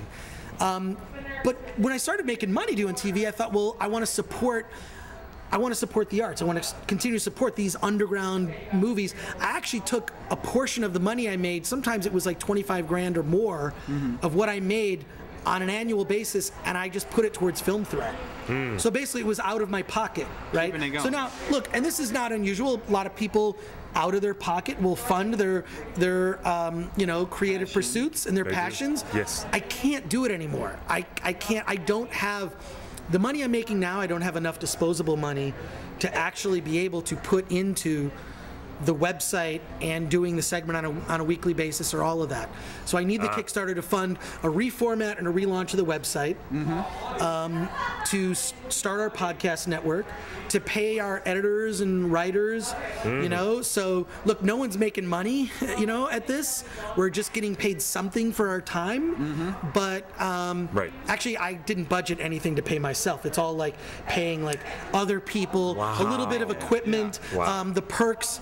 And when you start to do that, like people look at these Kickstarters, you know, you raised a chunk of money on Kickstarter, but you know 10% goes to Kickstarter, 15 to 20% goes to fulfill the rewards by all the contributors and backers. And you really want to thank them, and I thank everybody. So far, we've got over 100 backers so far on the Kickstarter campaign. So thank you everyone who's backed it. I'm so grateful, and it's going to be well worth it when you see what we come up with. Believe me, some of the ideas for the website, it's pretty cool. You guys, stuff that we're going to be doing. I cannot tell you what a cornerstone person in the geek community we have sitting here on this little red couch with us. When it comes to Film Threat, I'm more impressed now about this organic story of how you actually put your own blood and sweat and tears and your own money to make this happen. Literally. But this guy is an absolute gold mine of geek knowledge. He has a repository of geeky brilliance, and he's going to bring us some of the best stuff that we love about popular films and popular entertainment. So support his fundraising. We'll be posting a link. Thanks for the mention. It's not on Indiegogo. It's on Kickstarter. Kickstarter, yeah. It's on Kickstarter. We were on Indiegogo. Or just go to filmthreat.com. Go to filmthreat.com and redirect. Immediately be taken there. And your staff were always so nice to me. And all the Film Threat guys have always been friends of theonering.net for many years. Many years. And nothing that Film Threat's didn't I review your doc on DVDuesday? It's always like, look, one of the best reviews that Ringers got was actually from. Yeah. Oh my gosh, it's so fun. I forgot about that. But it's like, but also it's one of those things where it's like, thank you. You know, everybody wants, you know, like, please, can you write about me? It's like, wait, let's wait until it matters, right? Yes. So when the DVD was out, hell yeah, we got right to that. So yeah, like it's like you got to wait for that, right? But like, when do you need that? Sometimes you need early press, and I think Film Threat's always been good about that. Seeing movies at film festivals, giving early quotes to movies, and seeing movies at the early stage, and then that helps a filmmaker build up a quote. Like, look, we got this award at this film festival, and I've served on many film festival juries. I know how tough that is to look at movies and. That is so exciting. I mean, this guy gets excited to be on film festival juries. You guys commented in the chat room. Everyone's saying that. People in the chat room are like, this guy's really passionate. Like, yes, I might have had a cup of coffee. You've also been constantly kind of a supporter and a steward of independent filmmaking, fan filmmaking. You helped with Starwoids, our friend Dennis Priswera. And I think, did you guys review or support Reclaiming the Blade back in the day? That one I'm not sure. I know with Starwoids, of course, we reviewed it. I met Dennis at the was it No Dance or Slam Dance Film Festival? I think it was both of them. Actually, because we hung out at both. But that's when I met him, and we ended up I actually released the DVD of Starwoids. I created a company to help filmmakers put their movies on DVD. Of course, now when it comes to independent films, DVD is less part of the process. It's more about selling your movie to Vudu or iTunes, or using services like CD Baby. CDBaby.com. I remember that site. Yeah, you can. But they have a service for indie filmmakers to blast their stuff on iTunes and Vudu and whatnot, and they help you digitally release your film. Excellent. So yeah, it's another resource. So the tools are really in filmmakers' hands, but getting that early recognition through quotes and positive mentions. Film Threat was always there with us. So I hope a lot of the filmmakers. I just had a filmmaker today give $1,000. This is a filmmaker I've known for that's awesome. More than 15 years, Melissa Scaramucci, and I met her at the Marco Island Film Festival, and she had a film called Making Arrangements, which was a drama at a flower shop. It was kind of like The Office, but at a flower shop, and all the crazy stuff that happens. So I met her at that film festival, and I reviewed the film. I would recommend, like, you got to go to this festival now, and then I'd send an email to the guy who ran and this film festival say, you got to put this movie in making arrangements. It's really cool. Then she started making more movies. I did an interview with her for my book, The Ultimate Film Festival Survival Guide. And Melissa's been a very big supporter of mine. I love that book. She's brought me out to her film festival that she runs called Dead Center, the Dead Center Film Festival. So we all kind of help each other. I could not believe today she laid $1,000 on us, which is getting us closer to our goal is $125,000. But here's the truth. If I don't get the funding, I don't have the disposable income to continue to pay, to basically pay the programmer, the designer, to reformat it, to pay for the server on a monthly basis, to have editors working on it. I don't have the money, so if I don't reach my goal on Kickstarter, I actually am going to shut down the website, and I won't be doing DVDuesday.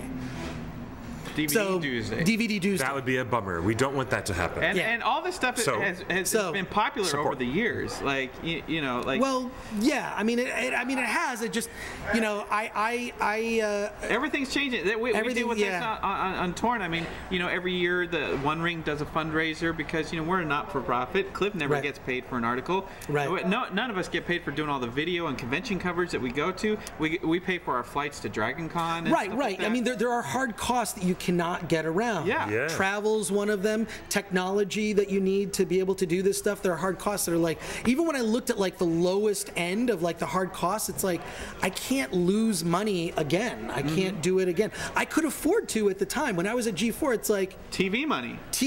It's well, it actually didn't pay all that great. But between G4 and other stuff I cobbled together, I was like, you know what? I'm gonna support this. I want this to. This needs a place in the universe. So I hope people agree, and if they don't agree, then that's that. And it's still not going to make me any less of a geek, and it won't make me love my fellow nerds in fandom any less when I see them at Comic-Cons. But I do feel that we're very lucky. I'm very fortunate to be able to have, you know, that kind of access to get invited to these things. But then you start to realize how expensive it is to do. Yeah. Right? Don't you? I mean, like, you realize it is like, wow, like it's even with the party that we just did. I mean, the fans, you guys graciously supported us on the Indiegogo campaign and made a party of epic proportions. Wow. And then after the party, we're getting all the bills for stuff. We're like, dang, that cost that much. Like the lighting cost $50,000. Really? Like just for one night? Like it's pretty ridiculous what things cost in the real world. You know, I was the director of a film festival for a number of years, and it sounds like we had a lot of money. We had $300,000 in cash that was donated by patrons, and we had that money from patrons and then also from ticket sales, and then we had another $300,000 just in donations. This wasn't cash, but like hotels saying we'll put people up for free. Things like that. So it was a 600, but that money went so fast. You don't realize when you start to deal with budgets, and I've dealt with budgets before, how quickly this money goes. This money for my Kickstarter is meant to get Film Threat back on a regular basis, give us that, I hate to say, kickstart to continue to be on our own and to do DVDuesday as a weekly web show so I can talk about the works of filmmakers like Cordwainer Bird. You will never forget the name Cordwainer Bird. Can I tell my Harlan Ellison story at some point? Yes, but let me tell mine first. Okay, good. We both have Harlan Ellison stories. And not many people have Harlan Ellison stories. So. Oh, I have a few. But I was in line for X-Men, the very first X-Men movie at the Avco Cinema in Westwood. Nice. And, right before we came in, they had a press screening right before they let the fans in. So coming out of the theater was a bunch of people, actors and stuff like that, and so all the fans in line like dispersed and like tried to, you know, can I get your picture?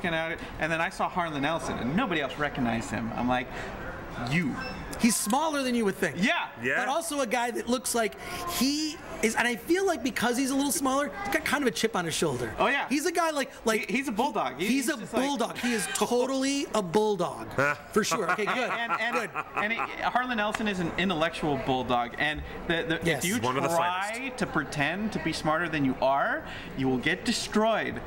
And so everyone else went after the celebrities. I went after Harlan Ellison. I'm like, dude, I have to shake your hand, blah, blah, blah. And we rapped for 20 minutes about X-Men, about where the trends are going and Harlan saw the entire Marvel universe, cinematic universe. He's like, this is just the start. The technology is here to do, and he's like, I just saw Lord of the Rings, I'm watching X-Men, the technology is here, and for the next 20 years, we're going to see more Marvel movies. Wow. And, that's so cool. So your turn. Yeah, no, so my Ellison story is it's believe me, you described him perfectly. He's a bulldog. But yeah, he subscribed to Film Threat and then convinced me to give him a free, he would get the free, so every month he'd get an issue of the magazine for free. So, nice. And every month I would get a phone call. Harlan Ellison's on the phone for you, Chris. I'd pick up the phone. You're kidding. Harlan Ellison, that is wait a second, that's not the whole story. He would yell at me about everything I did wrong in the magazine.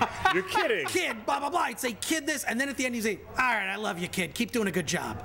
And then he would hang up the phone. So he would call me every month to yell at me, tell me everything that was wrong, and then give me a few encouraging words. Eventually, he invited me out to dinner. I went out to dinner with him through a friend of mine who worked in radio named Dennis Daniel, which is how I was introduced to Harlan Ellison. I mean, I was already familiar with Ellison from, of course, Sitting on the Edge of Forever, and then also reading books of his when I was younger. Yeah. And we went to dinner. He took us out to dinner with his lovely wife, who's gorgeous and half his age. And then we went back to his house.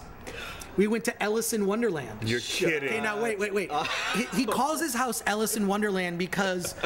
Ellis? With all due respect to Meltdown, there's a lot of stuff here. There is more stuff at Harlan Ellison's house. Oh, yeah. Really? Far more. In every corner. And we're talking about not just stuff like books and stuff. Let's talk about like letters from famous people and famous works just sitting there, like just stuff on easels that you're just like, you're first edition out. this. First edition this and artwork, original artwork. And you're freaking out as you're looking at everything, right? So Ellison tells me, he goes... Sounds like the Acker Mansion. He goes, do you want to see... Yeah, exactly. I've been to the Acker Mansion twice. I got tours. Nice. I have a story about the Acker Mansion that I don't think I can tell on camera, though. Anyways, but Ellison was like, do you want to see my comic book collection? It's like, yeah. And I was there with a bunch of people. It's like, I'm just going to show Gore my comic book collection. So he blindfolds me. Harlan Ellison blindfolds me. You're kidding. He takes me downstairs, and all I could think was... this is going to lead to bad. Something bad's going to happen, but I'm going with it. He grabs the top of my head, and he says, now watch it, because there's a dip here, and pushes my head down, and I'm walking downstairs. He leads me through these hallways. He goes, okay, now you can take your blindfold off. Took my blindfold off, and before us was basically a wall. Ellison goes over to a crank and uncranks it, and accordion-like, the wall separates, and it's all shelves filled with comics. And we walk over, and it's like, hey, Action Comics #1. Check this out. Amazing Fantasy #15. You're kidding. Like in front of me. Wow. He has this, it's incredible. So he had not just comics, he had every important comic work of the 20th century. That's mind-blowing. It was just value of insane. Tens of millions. But he's so paranoid that someone will find out where it is in his house because it's worth multi-millions of dollars. Yes. Anyone that sees it, and I talked to another guy just recently at Gallifrey 1 who said, yeah, he blindfolded me too. I thought that was weird. And both of us had the same thought, like, something weird's going to happen here. Is this going to be weird? 50 Shades of Harlan. 50 Shades of Harlan. It was not. He's just paranoid, which actually is kind of consistent with what people know about Harlan Ellison. But it was great, and I'll never forget that story. I love it. Yeah. Oh my God, you guys love have Harlan Ellison. Such good stories. Oh, I got a whole bunch. And you'll hear great stories. so many stories every week if you help Chris on his Kickstarter. If you do support, please do. FilmThreat.com takes you right to Kickstarter. And you've got the Film Threat magazine, not the magazine, but digital magazine, basically, right. The blog. Film Threat, we're going to do Film Threat website, launch a podcast network, put out an app, and DVDuesday will be every week as a web show. This is basically what I've put together in a whole package. And I hope you want to see it as much, because I think that Film Threat, just being a media outlet that exists, I think it has an important place with all the other websites out there. Yes, indeed. And believe me, no church, I love reading about Marvel movies. Yeah. I love reading about Marvel movies. And every once in a while, I want to read about other stuff that's out there.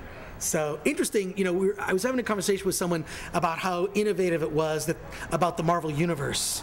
the Marvel Universe, how could they have planned that? I mean, I'm not exactly sure how much we've got these little bullet endings, this sort of different endings with the Marvel movies. They all connect, which is really cool. They're all in the same universe. And I'm thinking back to myself, and I'm like, has this ever happened in movies before? And yes, it has. It's happened many times in a series of movies. It happened with the Universal monster movies in the 40s. It also happened with the Toho monster films. Yes. Godzilla, Rodan, Mothra, Ghidorah, the three-headed monster, Monster Zero, or what it's called, Invasion of the Astro Monster. There's many titles that movie goes under. So, the Toho connected universe. Connected universe is like a big thing that studios just don't want movies now. I saw James Gunn did a rant about this, the director of Guardians of the Galaxy, and did a big rant about, that's what everything the studios want now. Connected universe. It's not just one Ghostbusters movie, it's 6 Ghostbusters movies. They want, I don't know, I just think that comes from our love of serialized dramas and storytelling. Serialized storytelling is television. And we like this, and I think there's a way, I feel like, That's why binge watching is a little weird for me sometimes. Right. Because when I get my comic books, I get them every month. When I watch my favorite show, and it has always been this way, I watch my favorite show every week. I have to wait till Monday to watch RuPaul's Drag Race. I have to wait. I'm telling you, guys, seriously, the thing is that the crunch time of sitting down for 7 straight hours of Orange is the New Black, which is great fun, and I love it. But a little while after it, you're just like, oh, I'm tired. I'm fatigued by binging. Don't you think that our love of serialized everything is something that they were banking on with the Lord of the Rings and the Hobbit films, and it worked. And that mentality expanded the 2 films to 3. It was torturous. I remember when the original Star Wars movies came out, and of course the prequels, that 3-year wait. That was longer than a 1-year wait. So now there'll be 2 years between episodes. I mean, episode 8. It's so funny, I was talking to someone. There are going to be 3 Star Wars movies opening in a span of 17 months, starting with The Force Awakens. And then, 1 year later with Rogue One in December, and then 5.5 months after that with, episode 8, whatever the title of that is. So it's really exciting. We live in exciting times now, and the technology has made it possible that you can make these movies faster now. You can make them faster. Production. And we talked about this on an earlier episode, the MCU, the Middle Earth Cinematic Universe. Oh my God, that's a really cool. That's hashtag MECU, by the way. When the first Hobbit film came out, and I heard a lot of people complaining about how long it was and it deviated from the books, the one thing that I loved, and I just kept saying is, but I just want to go there.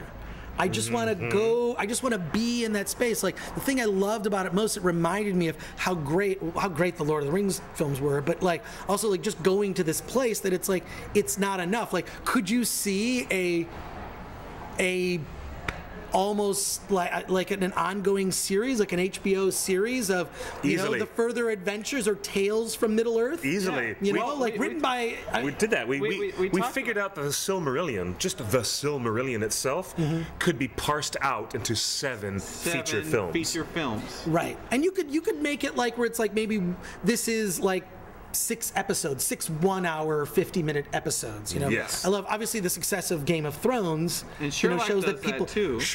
I like that sort of self-contained storytelling. We just learned actually today that there will be on Fox. There's going to be 6 episodes of the X-Files. They're doing a 6-episode story arc of bringing the X-Files back, which I think is better. The X-Files movies didn't really work for me. The 2 that came out, Fight the Future. I wasn't a big fan. I like that. Like, what's gonna happen next week? What's the conspiracy? We do love that. We love that. So to do 6 episodes and tell a story, I think is awesome. And I think, I'd like to see Star Trek come back to television. I mean, if you've ever seen Star Trek Continues, please, people in the chat room, look up Star Trek Continues. Amazing.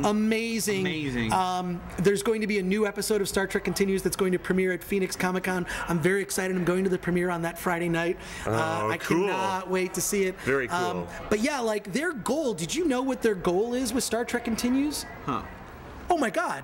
You got to find out about this. Okay. The Star Trek series was cut short. They did 3 seasons of Star Trek. Right. Captain Kirk and the crew of the Starship Enterprise was on a 5-year mission. They didn't finish. The goal of Star Trek Continues is to take the series through its 4th season and its 5th season, and to take the Enterprise, the Starship Enterprise, back to Earth, and to explain how did Captain Kirk become an admiral? Why did Spock quit Starfleet and go to Vulcan to go through the process of Kolinar and purge his emotions completely? Why did Dr. McCoy leave Starfleet in a huff where he had to be drafted into service by Kirk in Star Trek: The Motion Picture? Yes. And also, how has Earth changed? How has Earth changed on the 5-year journey? In the time they've been gone for 5 years? They come back. Also, do you know how many starships are in the fleet? 12. There are 12 starships in the fleet. So 12 ships. Also, I'm gonna lay something that'll blow your mind. I'm loving Chris Gore right now. One last thing. Now you guys know why we love Chris Gore. One last thing. As much as we do. In the original Star Trek series from the 1960s, when you look at the emblems on each of their shirts, every starship captain, every starship had a different logo. The logo was slightly different than the other logos. For the ships? For the ships. Okay. There were 12 ships that Starfleet sent out on 5-year missions to map the galaxy. Yes. And to also do other, bring other people into the fold of the Federation, do diplomatic missions. The Enterprise, the Farragut, a couple of others. There were 12, right? Okay. The idea was they go out for 5 years and they come back. The reason that post Star Trek: The Motion Picture that you notice that everyone in Starfleet just has the Enterprise symbol. Do you know why that is? Because Gene Roddenberry said in an interview that the only starship that returned safely from its 5-year mission was the Starship Enterprise. You're kidding. So then Starfleet adopted all 11 of those other starships were lost. But the emblem of Starfleet became the Starship Enterprise because Captain Kirk was the only captain to return from that 5-year mission. Gosh. So what the intention of Star Trek Continues is kind of brilliant is to know this is to do a series finale for the original Star Trek show. Proper one. A proper series finale, not a season finale, a series finale of the original. Yes, I know some of the people involved in the show, and I can say that the ideas that they have for episodes upcoming are absolutely brilliant, jaw-dropping. And if you've ever seen the sequel to Mirror Mirror, which is called Fairest of Them All, yes, have you seen it? Yes. Oh yes. It's what happened to the evil Kirk when he beams back to the Starship Enterprise from the Mirror universe. Yes. And Spock has been kind of implanted with this idea that, you know what, this empire and conquering for the glory of the empire may not be the best path. And that's sort of implanted in Spock.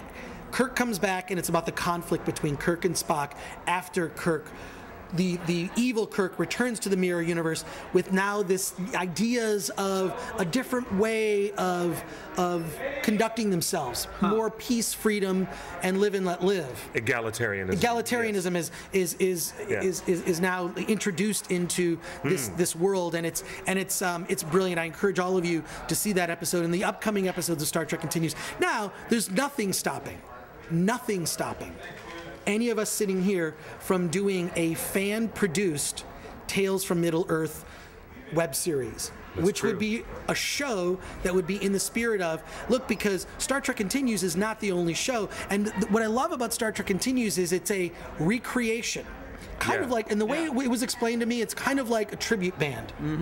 How many, you know what? I like Joy Division. I like the band Joy Division. I like the Beatles. You can see tribute bands.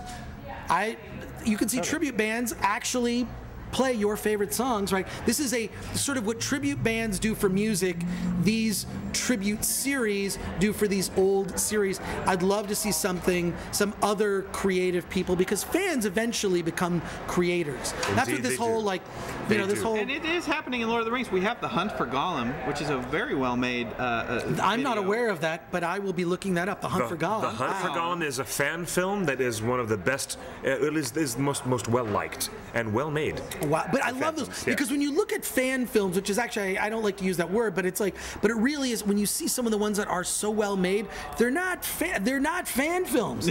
They're like, this is professional. This is people getting their professional experience. And, you know, and you know, I've argued this actually because there was that weird controversy this week with the fanfic theater at WonderCon. I really don't want to get into it too much.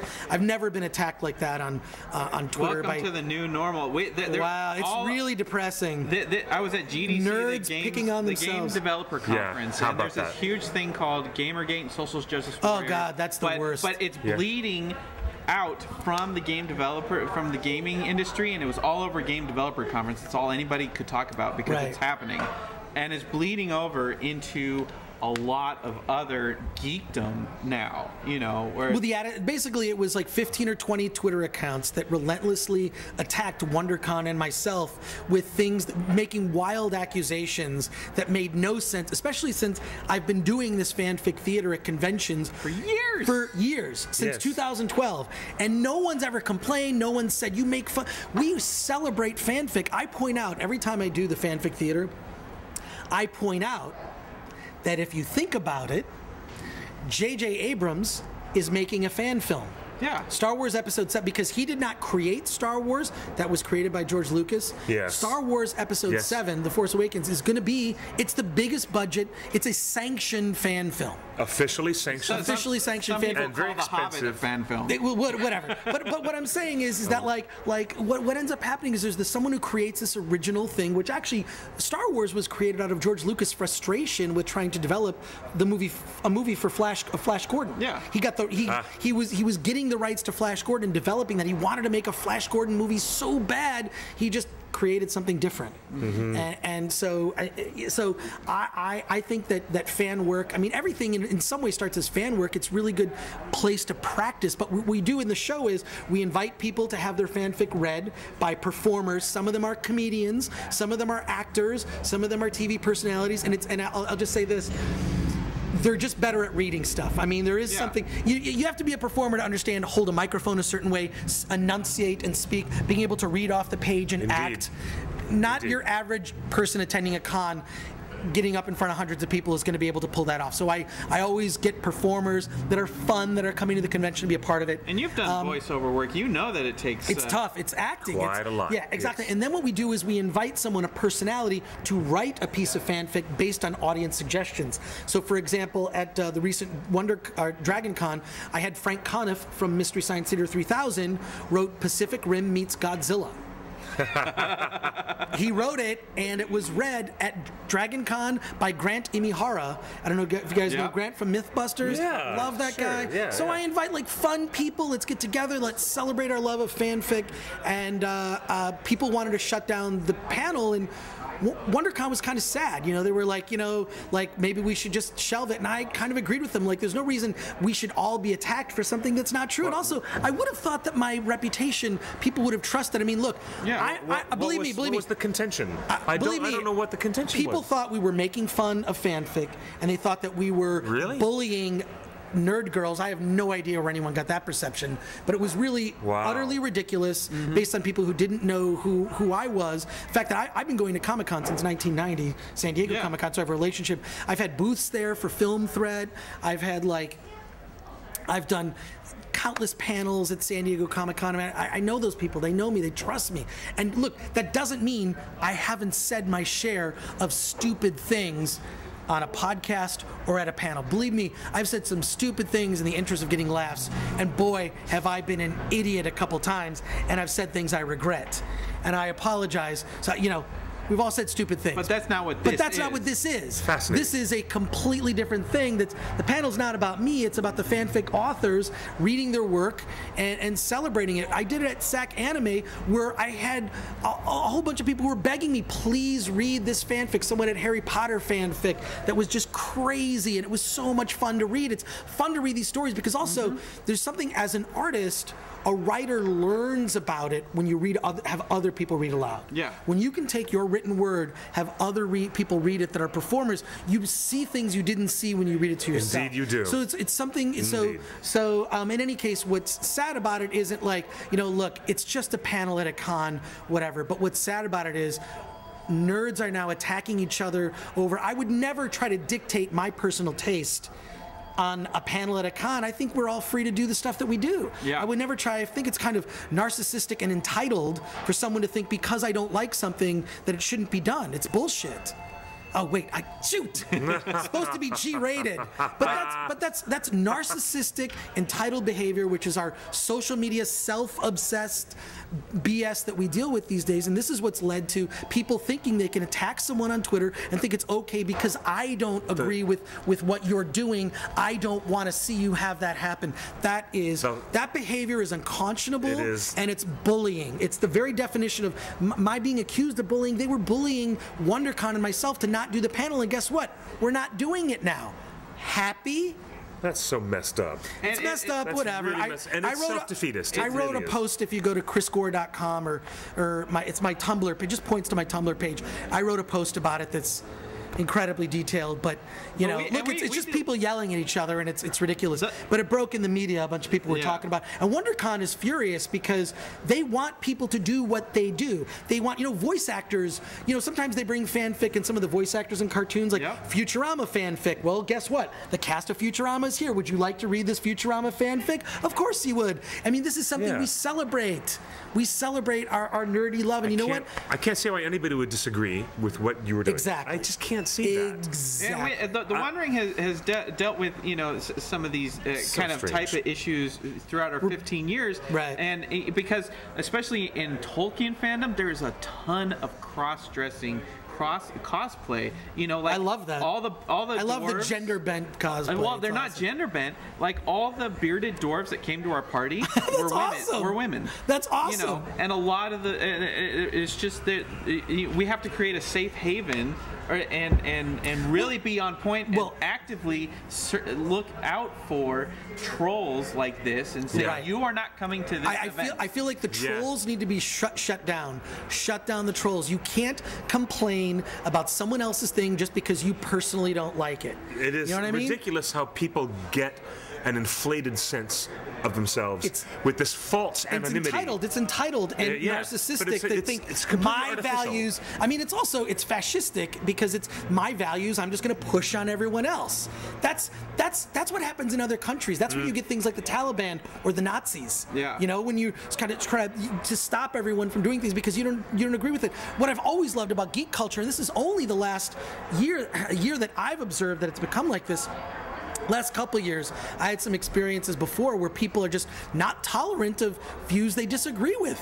There's so much stuff I see that I disagree with, but I'm like, I don't care. I love it. I love it that someone has the guts to do stuff. Speaking as a guy who dressed in a Princess Leia Slave Leia outfit and walked around Comic-Con. Just Google Chris Gore Princess Leia Slave Leia. You'll see the pictures. Or maybe you never want to see them. The point is this, look, I'm going to find it right now. I have a sense of humor about myself, so whatever. But I'm just saying that because I have a sense of humor about this stuff, I don't take myself too seriously. But I take my work very seriously. Yeah. And it bothered me that the girls who had written fanfic that was supposed to be read at the panel, that will not be read. My friend John Schnepp from Metalocalypse, our friend John Schnepp. He's been on the show a couple times. Been our guest here. Yeah. John was going to write a piece of fanfic based on audience suggestions, and now that's not happening. That sucks. So the thing is, this creeping fear, this creeping narcissism, this creeping, entitled, I don't like what you do, therefore you shouldn't do it, needs to be shut down and trampled out. And when I actually looked, it was about 15 to 20 Twitter accounts, and all I did was every time someone would say something negative, I blocked it. I'm not gonna. If you're not gonna listen to me, I don't have to listen to you. No matter how many times I said, it doesn't make fun of fanfic. We get permission from the authors. It's a very fun panel I've been doing for 2 years. And here's what's even funnier. Is that the panel had been done with the same panel description. The panel description that was objected to, they thought it's comedians reading fanfic. That's all that was said at the beginning. Look, I wrote that trying to get people to show up to my panel. Yeah. What you're trying to do is compete with, you've written panel descriptions for a schedule before. Oh, yes. You kind of have to throw in a little hyperbole. You got to get people excited about coming to your panel so they're into it. So you hype it up a bit that it's going to be, you tell people, this is, okay, I know other panels are fun, this is going to be the funnest. Just panel. A sprinkle of hyperbole. Sprinkle of hyperbole. A little wink wink. Yeah, exactly. I didn't realize, because I didn't have the things that they require. No one requires anything, and even the way I enjoy fanfic may be different than the way you enjoy it. Don't tell me how to enjoy a thing that I love. Mm-hmm. I really, really am offended by it. I can't wait to meet any of these people in person, and the next time this happens, I know how to handle it. Yeah. Yes. This will not be going down. This has begun a discussion in the geek community of, we're not going to tolerate the trolls that try to stop things from happening, even if you disagree with it. And what I used to love about the nerd culture is it's so accepting. Yep. Yes. Yes. Thank you. We're all in this together. Straight, gay, transgender, black, white, whatever ethnicity, whatever, however you want to define yourself. Whatever age. Men in a kilt. I don't care. Yep. To age, young, old. The nerd community, more than any other community, used to be one where everyone just accepted each other for who we are, and we don't burden ourselves with judgment over, like, you love more. I love this guy. Who cares? It's a waste of, when you let that stuff go, you're just freer to do your own thing, and you're not that hate. And it was mostly this person from some supernatural wiki. It was like the supernatural wiki fanfic. That person mobilized everybody. That person has attacked other people. Yep. And karma is bad. Something is going to happen to those people. The karma will come back to bite them. I believe. I have full confidence that karma will play a role. I agree with you in those things happening, because we live in a nerd culture. We all accept. All of us. No one cares. I remember just being a kid growing up in Detroit, which is really weird. And all of my friends were different. I had a good friend named Carmen who was in a wheelchair. I was made fun of because I had a friend who had muscular dystrophy, and she was in a wheelchair. Yep. I had friends that were like, just different, just not like one of my best friends actually in high school is a guy named John Woo. Not John Woo, the filmmaker, although he was Chinese and his name was John Woo, but he would laugh at all my jokes. We would talk about nerdy stuff. And I remember people going like, why are you friends with that guy? And I was like, I don't know, he laughs at all my jokes. We talk about Star Trek.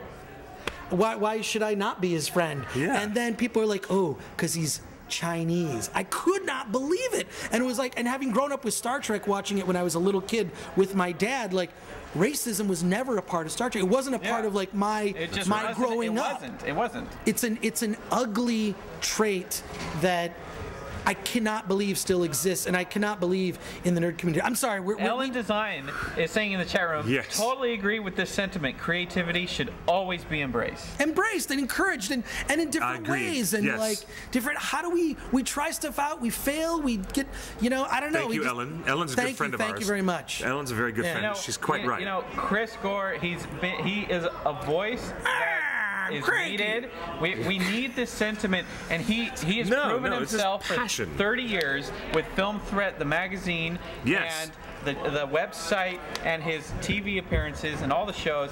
Like this voice, you're hearing it now. You're hearing the passion, and you're hearing the intellectualism that he has, and that's why you need to support him on Kickstarter right now.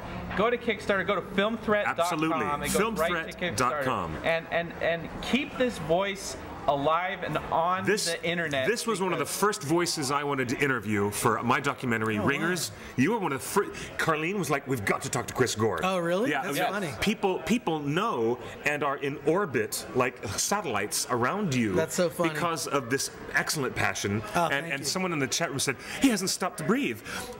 Passion doesn't need to stop and breathe. But and a counterpoint. Has it been 2 hours? It's been 2 hours of brilliance. Thanks. A special edition of Torn Tuesday.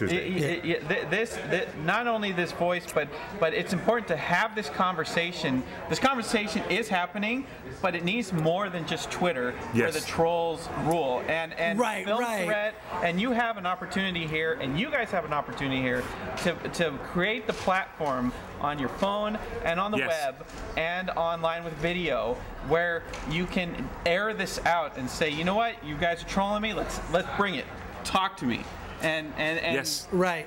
And, well, you'll see.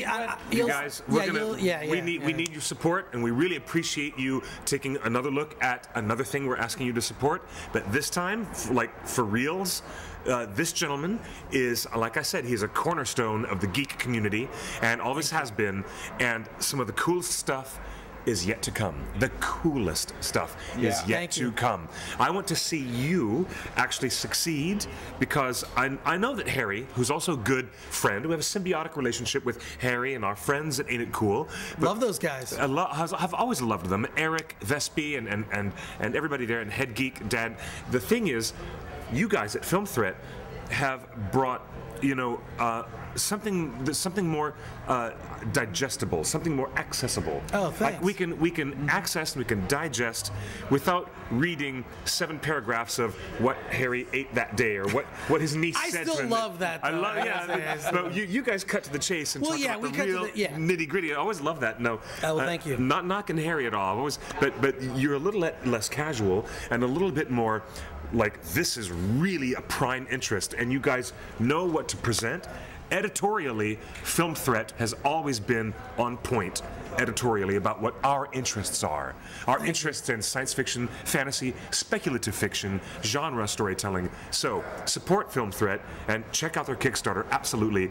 And I'm really... Rapid fire time. Rapid fire. Questions from the chat room, and we got questions on the text message. All right, let's go for it. Okay. Favorite X-Men Universe film? Yes. First Class. Favorite X-Men Universe character? Oh, I like Cyclops. Okay. Favorite MCU character? Ah, God, MCU this is, character. How are you doing this? Captain America. Like a flashcard. Favorite Doctor? Oh, David Tennant. David Tennant. See, Pippin had asked you that in the chat room earlier. What's your favorite? Cool. She's like, I know it's off topic, but what's his favorite Doctor? David Tennant. David Tennant, I'm a absolutely. David Tennant guy. Favorite Lord of the Rings movie? Yeah, favorite Lord of the Rings movie. Two Towers. Favorite book? Lord of the Rings book. I've never read the books. Favorite Ralph... See, I'm not the only one. No. I'm not going to get into that. Favorite Ralph Bakshi film? The Hobbit? Yes. He didn't do The Hobbit. Oh, he didn't? He did Lord of the Rings. That was Rankin and Bass. Oh, that's Rankin and Bass. Oh, favorite Ralph Bakshi film? Oh, Ralph Bakshi. Yeah. Oh, I don't know. World. I love Cool World. Cool World. I like American Pop. I think American Pop. I don't know. I can't get enough. All right, favorite Lord of the Rings character? Oh, why? Oh, God. Why are you doing this to me? I like Legolas. That's why he didn't bug me as much being in, because I think he's a badass. Yeah. Best version of Stargate. Ooh, you know what? I never watched Stargate. I never watched it. I know. Really? I don't know everything. I don't claim to know everything. How do you think I have time to watch Starlost? I gotta give some things up. Favorite Tarantino film? Oh, God. I like the original Reservoir Dogs. What can I say?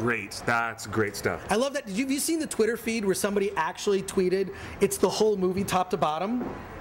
No, I didn't see What they did was, it's a Twitter, you can look it up. Someone did a Twitter feed of Reservoir Dogs. So it's like when you know Mr. Orange speaks, there's a Twitter account that says Mr. Orange. So it's just a feed of everyone doing the whole movie, and the Twitter accounts are all the different characters. Oh, cool. So it's like Mr. Blonde, Mr. Black, it's all, so it's just stacked. It's just a Twitter feed that gives you the script for Reservoir Dogs. It's absolutely brilliant. So gonna check that. Farscape. What's that? Farscape, yes or no? Yes. Yeah. You know what's so funny? I actually gotta go. I have a friend of mine's been waiting patiently for me. We gotta go to dinner. Well, but I love it. This flew by. 2 hours. Everyone in the chat room says it felt like 30 minutes. Find Chris on Twitter at @ChrisGore. FilmThreat.com takes you right to the Kickstarter where Film Threat needs to exist. Absolutely. He needs to tell us what version of The Hobbit to buy. He needs to tell us all the indie documentaries. It's always going to be like whatever the latest one is, because you know the latest one's just going to be, well, they put more stuff on it, so toss this one and put the new one in. Get a new one. Yeah. This has been an enlightening conversation about 4K, 4K, 8K high res, the worlds of home video, Blu-ray, DVD. Now everything is blending with online streaming. The times they are changing, aren't they? And Film Threat will be at the center of that. Film Threat will be bringing you the news, crisp and fresh in the morning. Yes. Thank you Cliff, for thanks for having me. Always. Justin, Chris thanks Gore. for inviting me. Always. This was great. Like a last-minute invite. I really appreciate it. Yeah, thanks for coming That's down. awesome. Last Yeah, minute. thanks. This all happened over Twitter and Facebook. Yeah, it's like, come on over. But yeah, no, and I hope to come back. Like, yes, come again. Everyone in the chat room says, yes, come again. I have 4 weeks left on my Kickstarter, so we'll know 4 weeks from today. It'll be ending on the 21st at midnight. So we'll be seeing you at WonderCon. Okay, no, I'll see you at WonderCon. Yeah, we'll see you at WonderCon. You should come to my panel that's being done in place of Fanfic Theater. Yes, come to his panel. I think you're going to not want to miss that, which is Friday, April 3rd. Yes. Friday, April 3rd at 6:30 p.m. at WonderCon. I'll be doing a panel, and it's called From Fandom to Creator, from fan to Creator, and it's about how fan works also lead to being a creator and working in the industry and getting paid. So yeah, that's awesome. Yeah, exactly. That's going to be awesome. And the One Ring will have a panel on Sunday, and we'll Fantastic. have a booth there with brand new WonderCon T-shirts. I will check out your booth. I will be there. I love to walk the floor.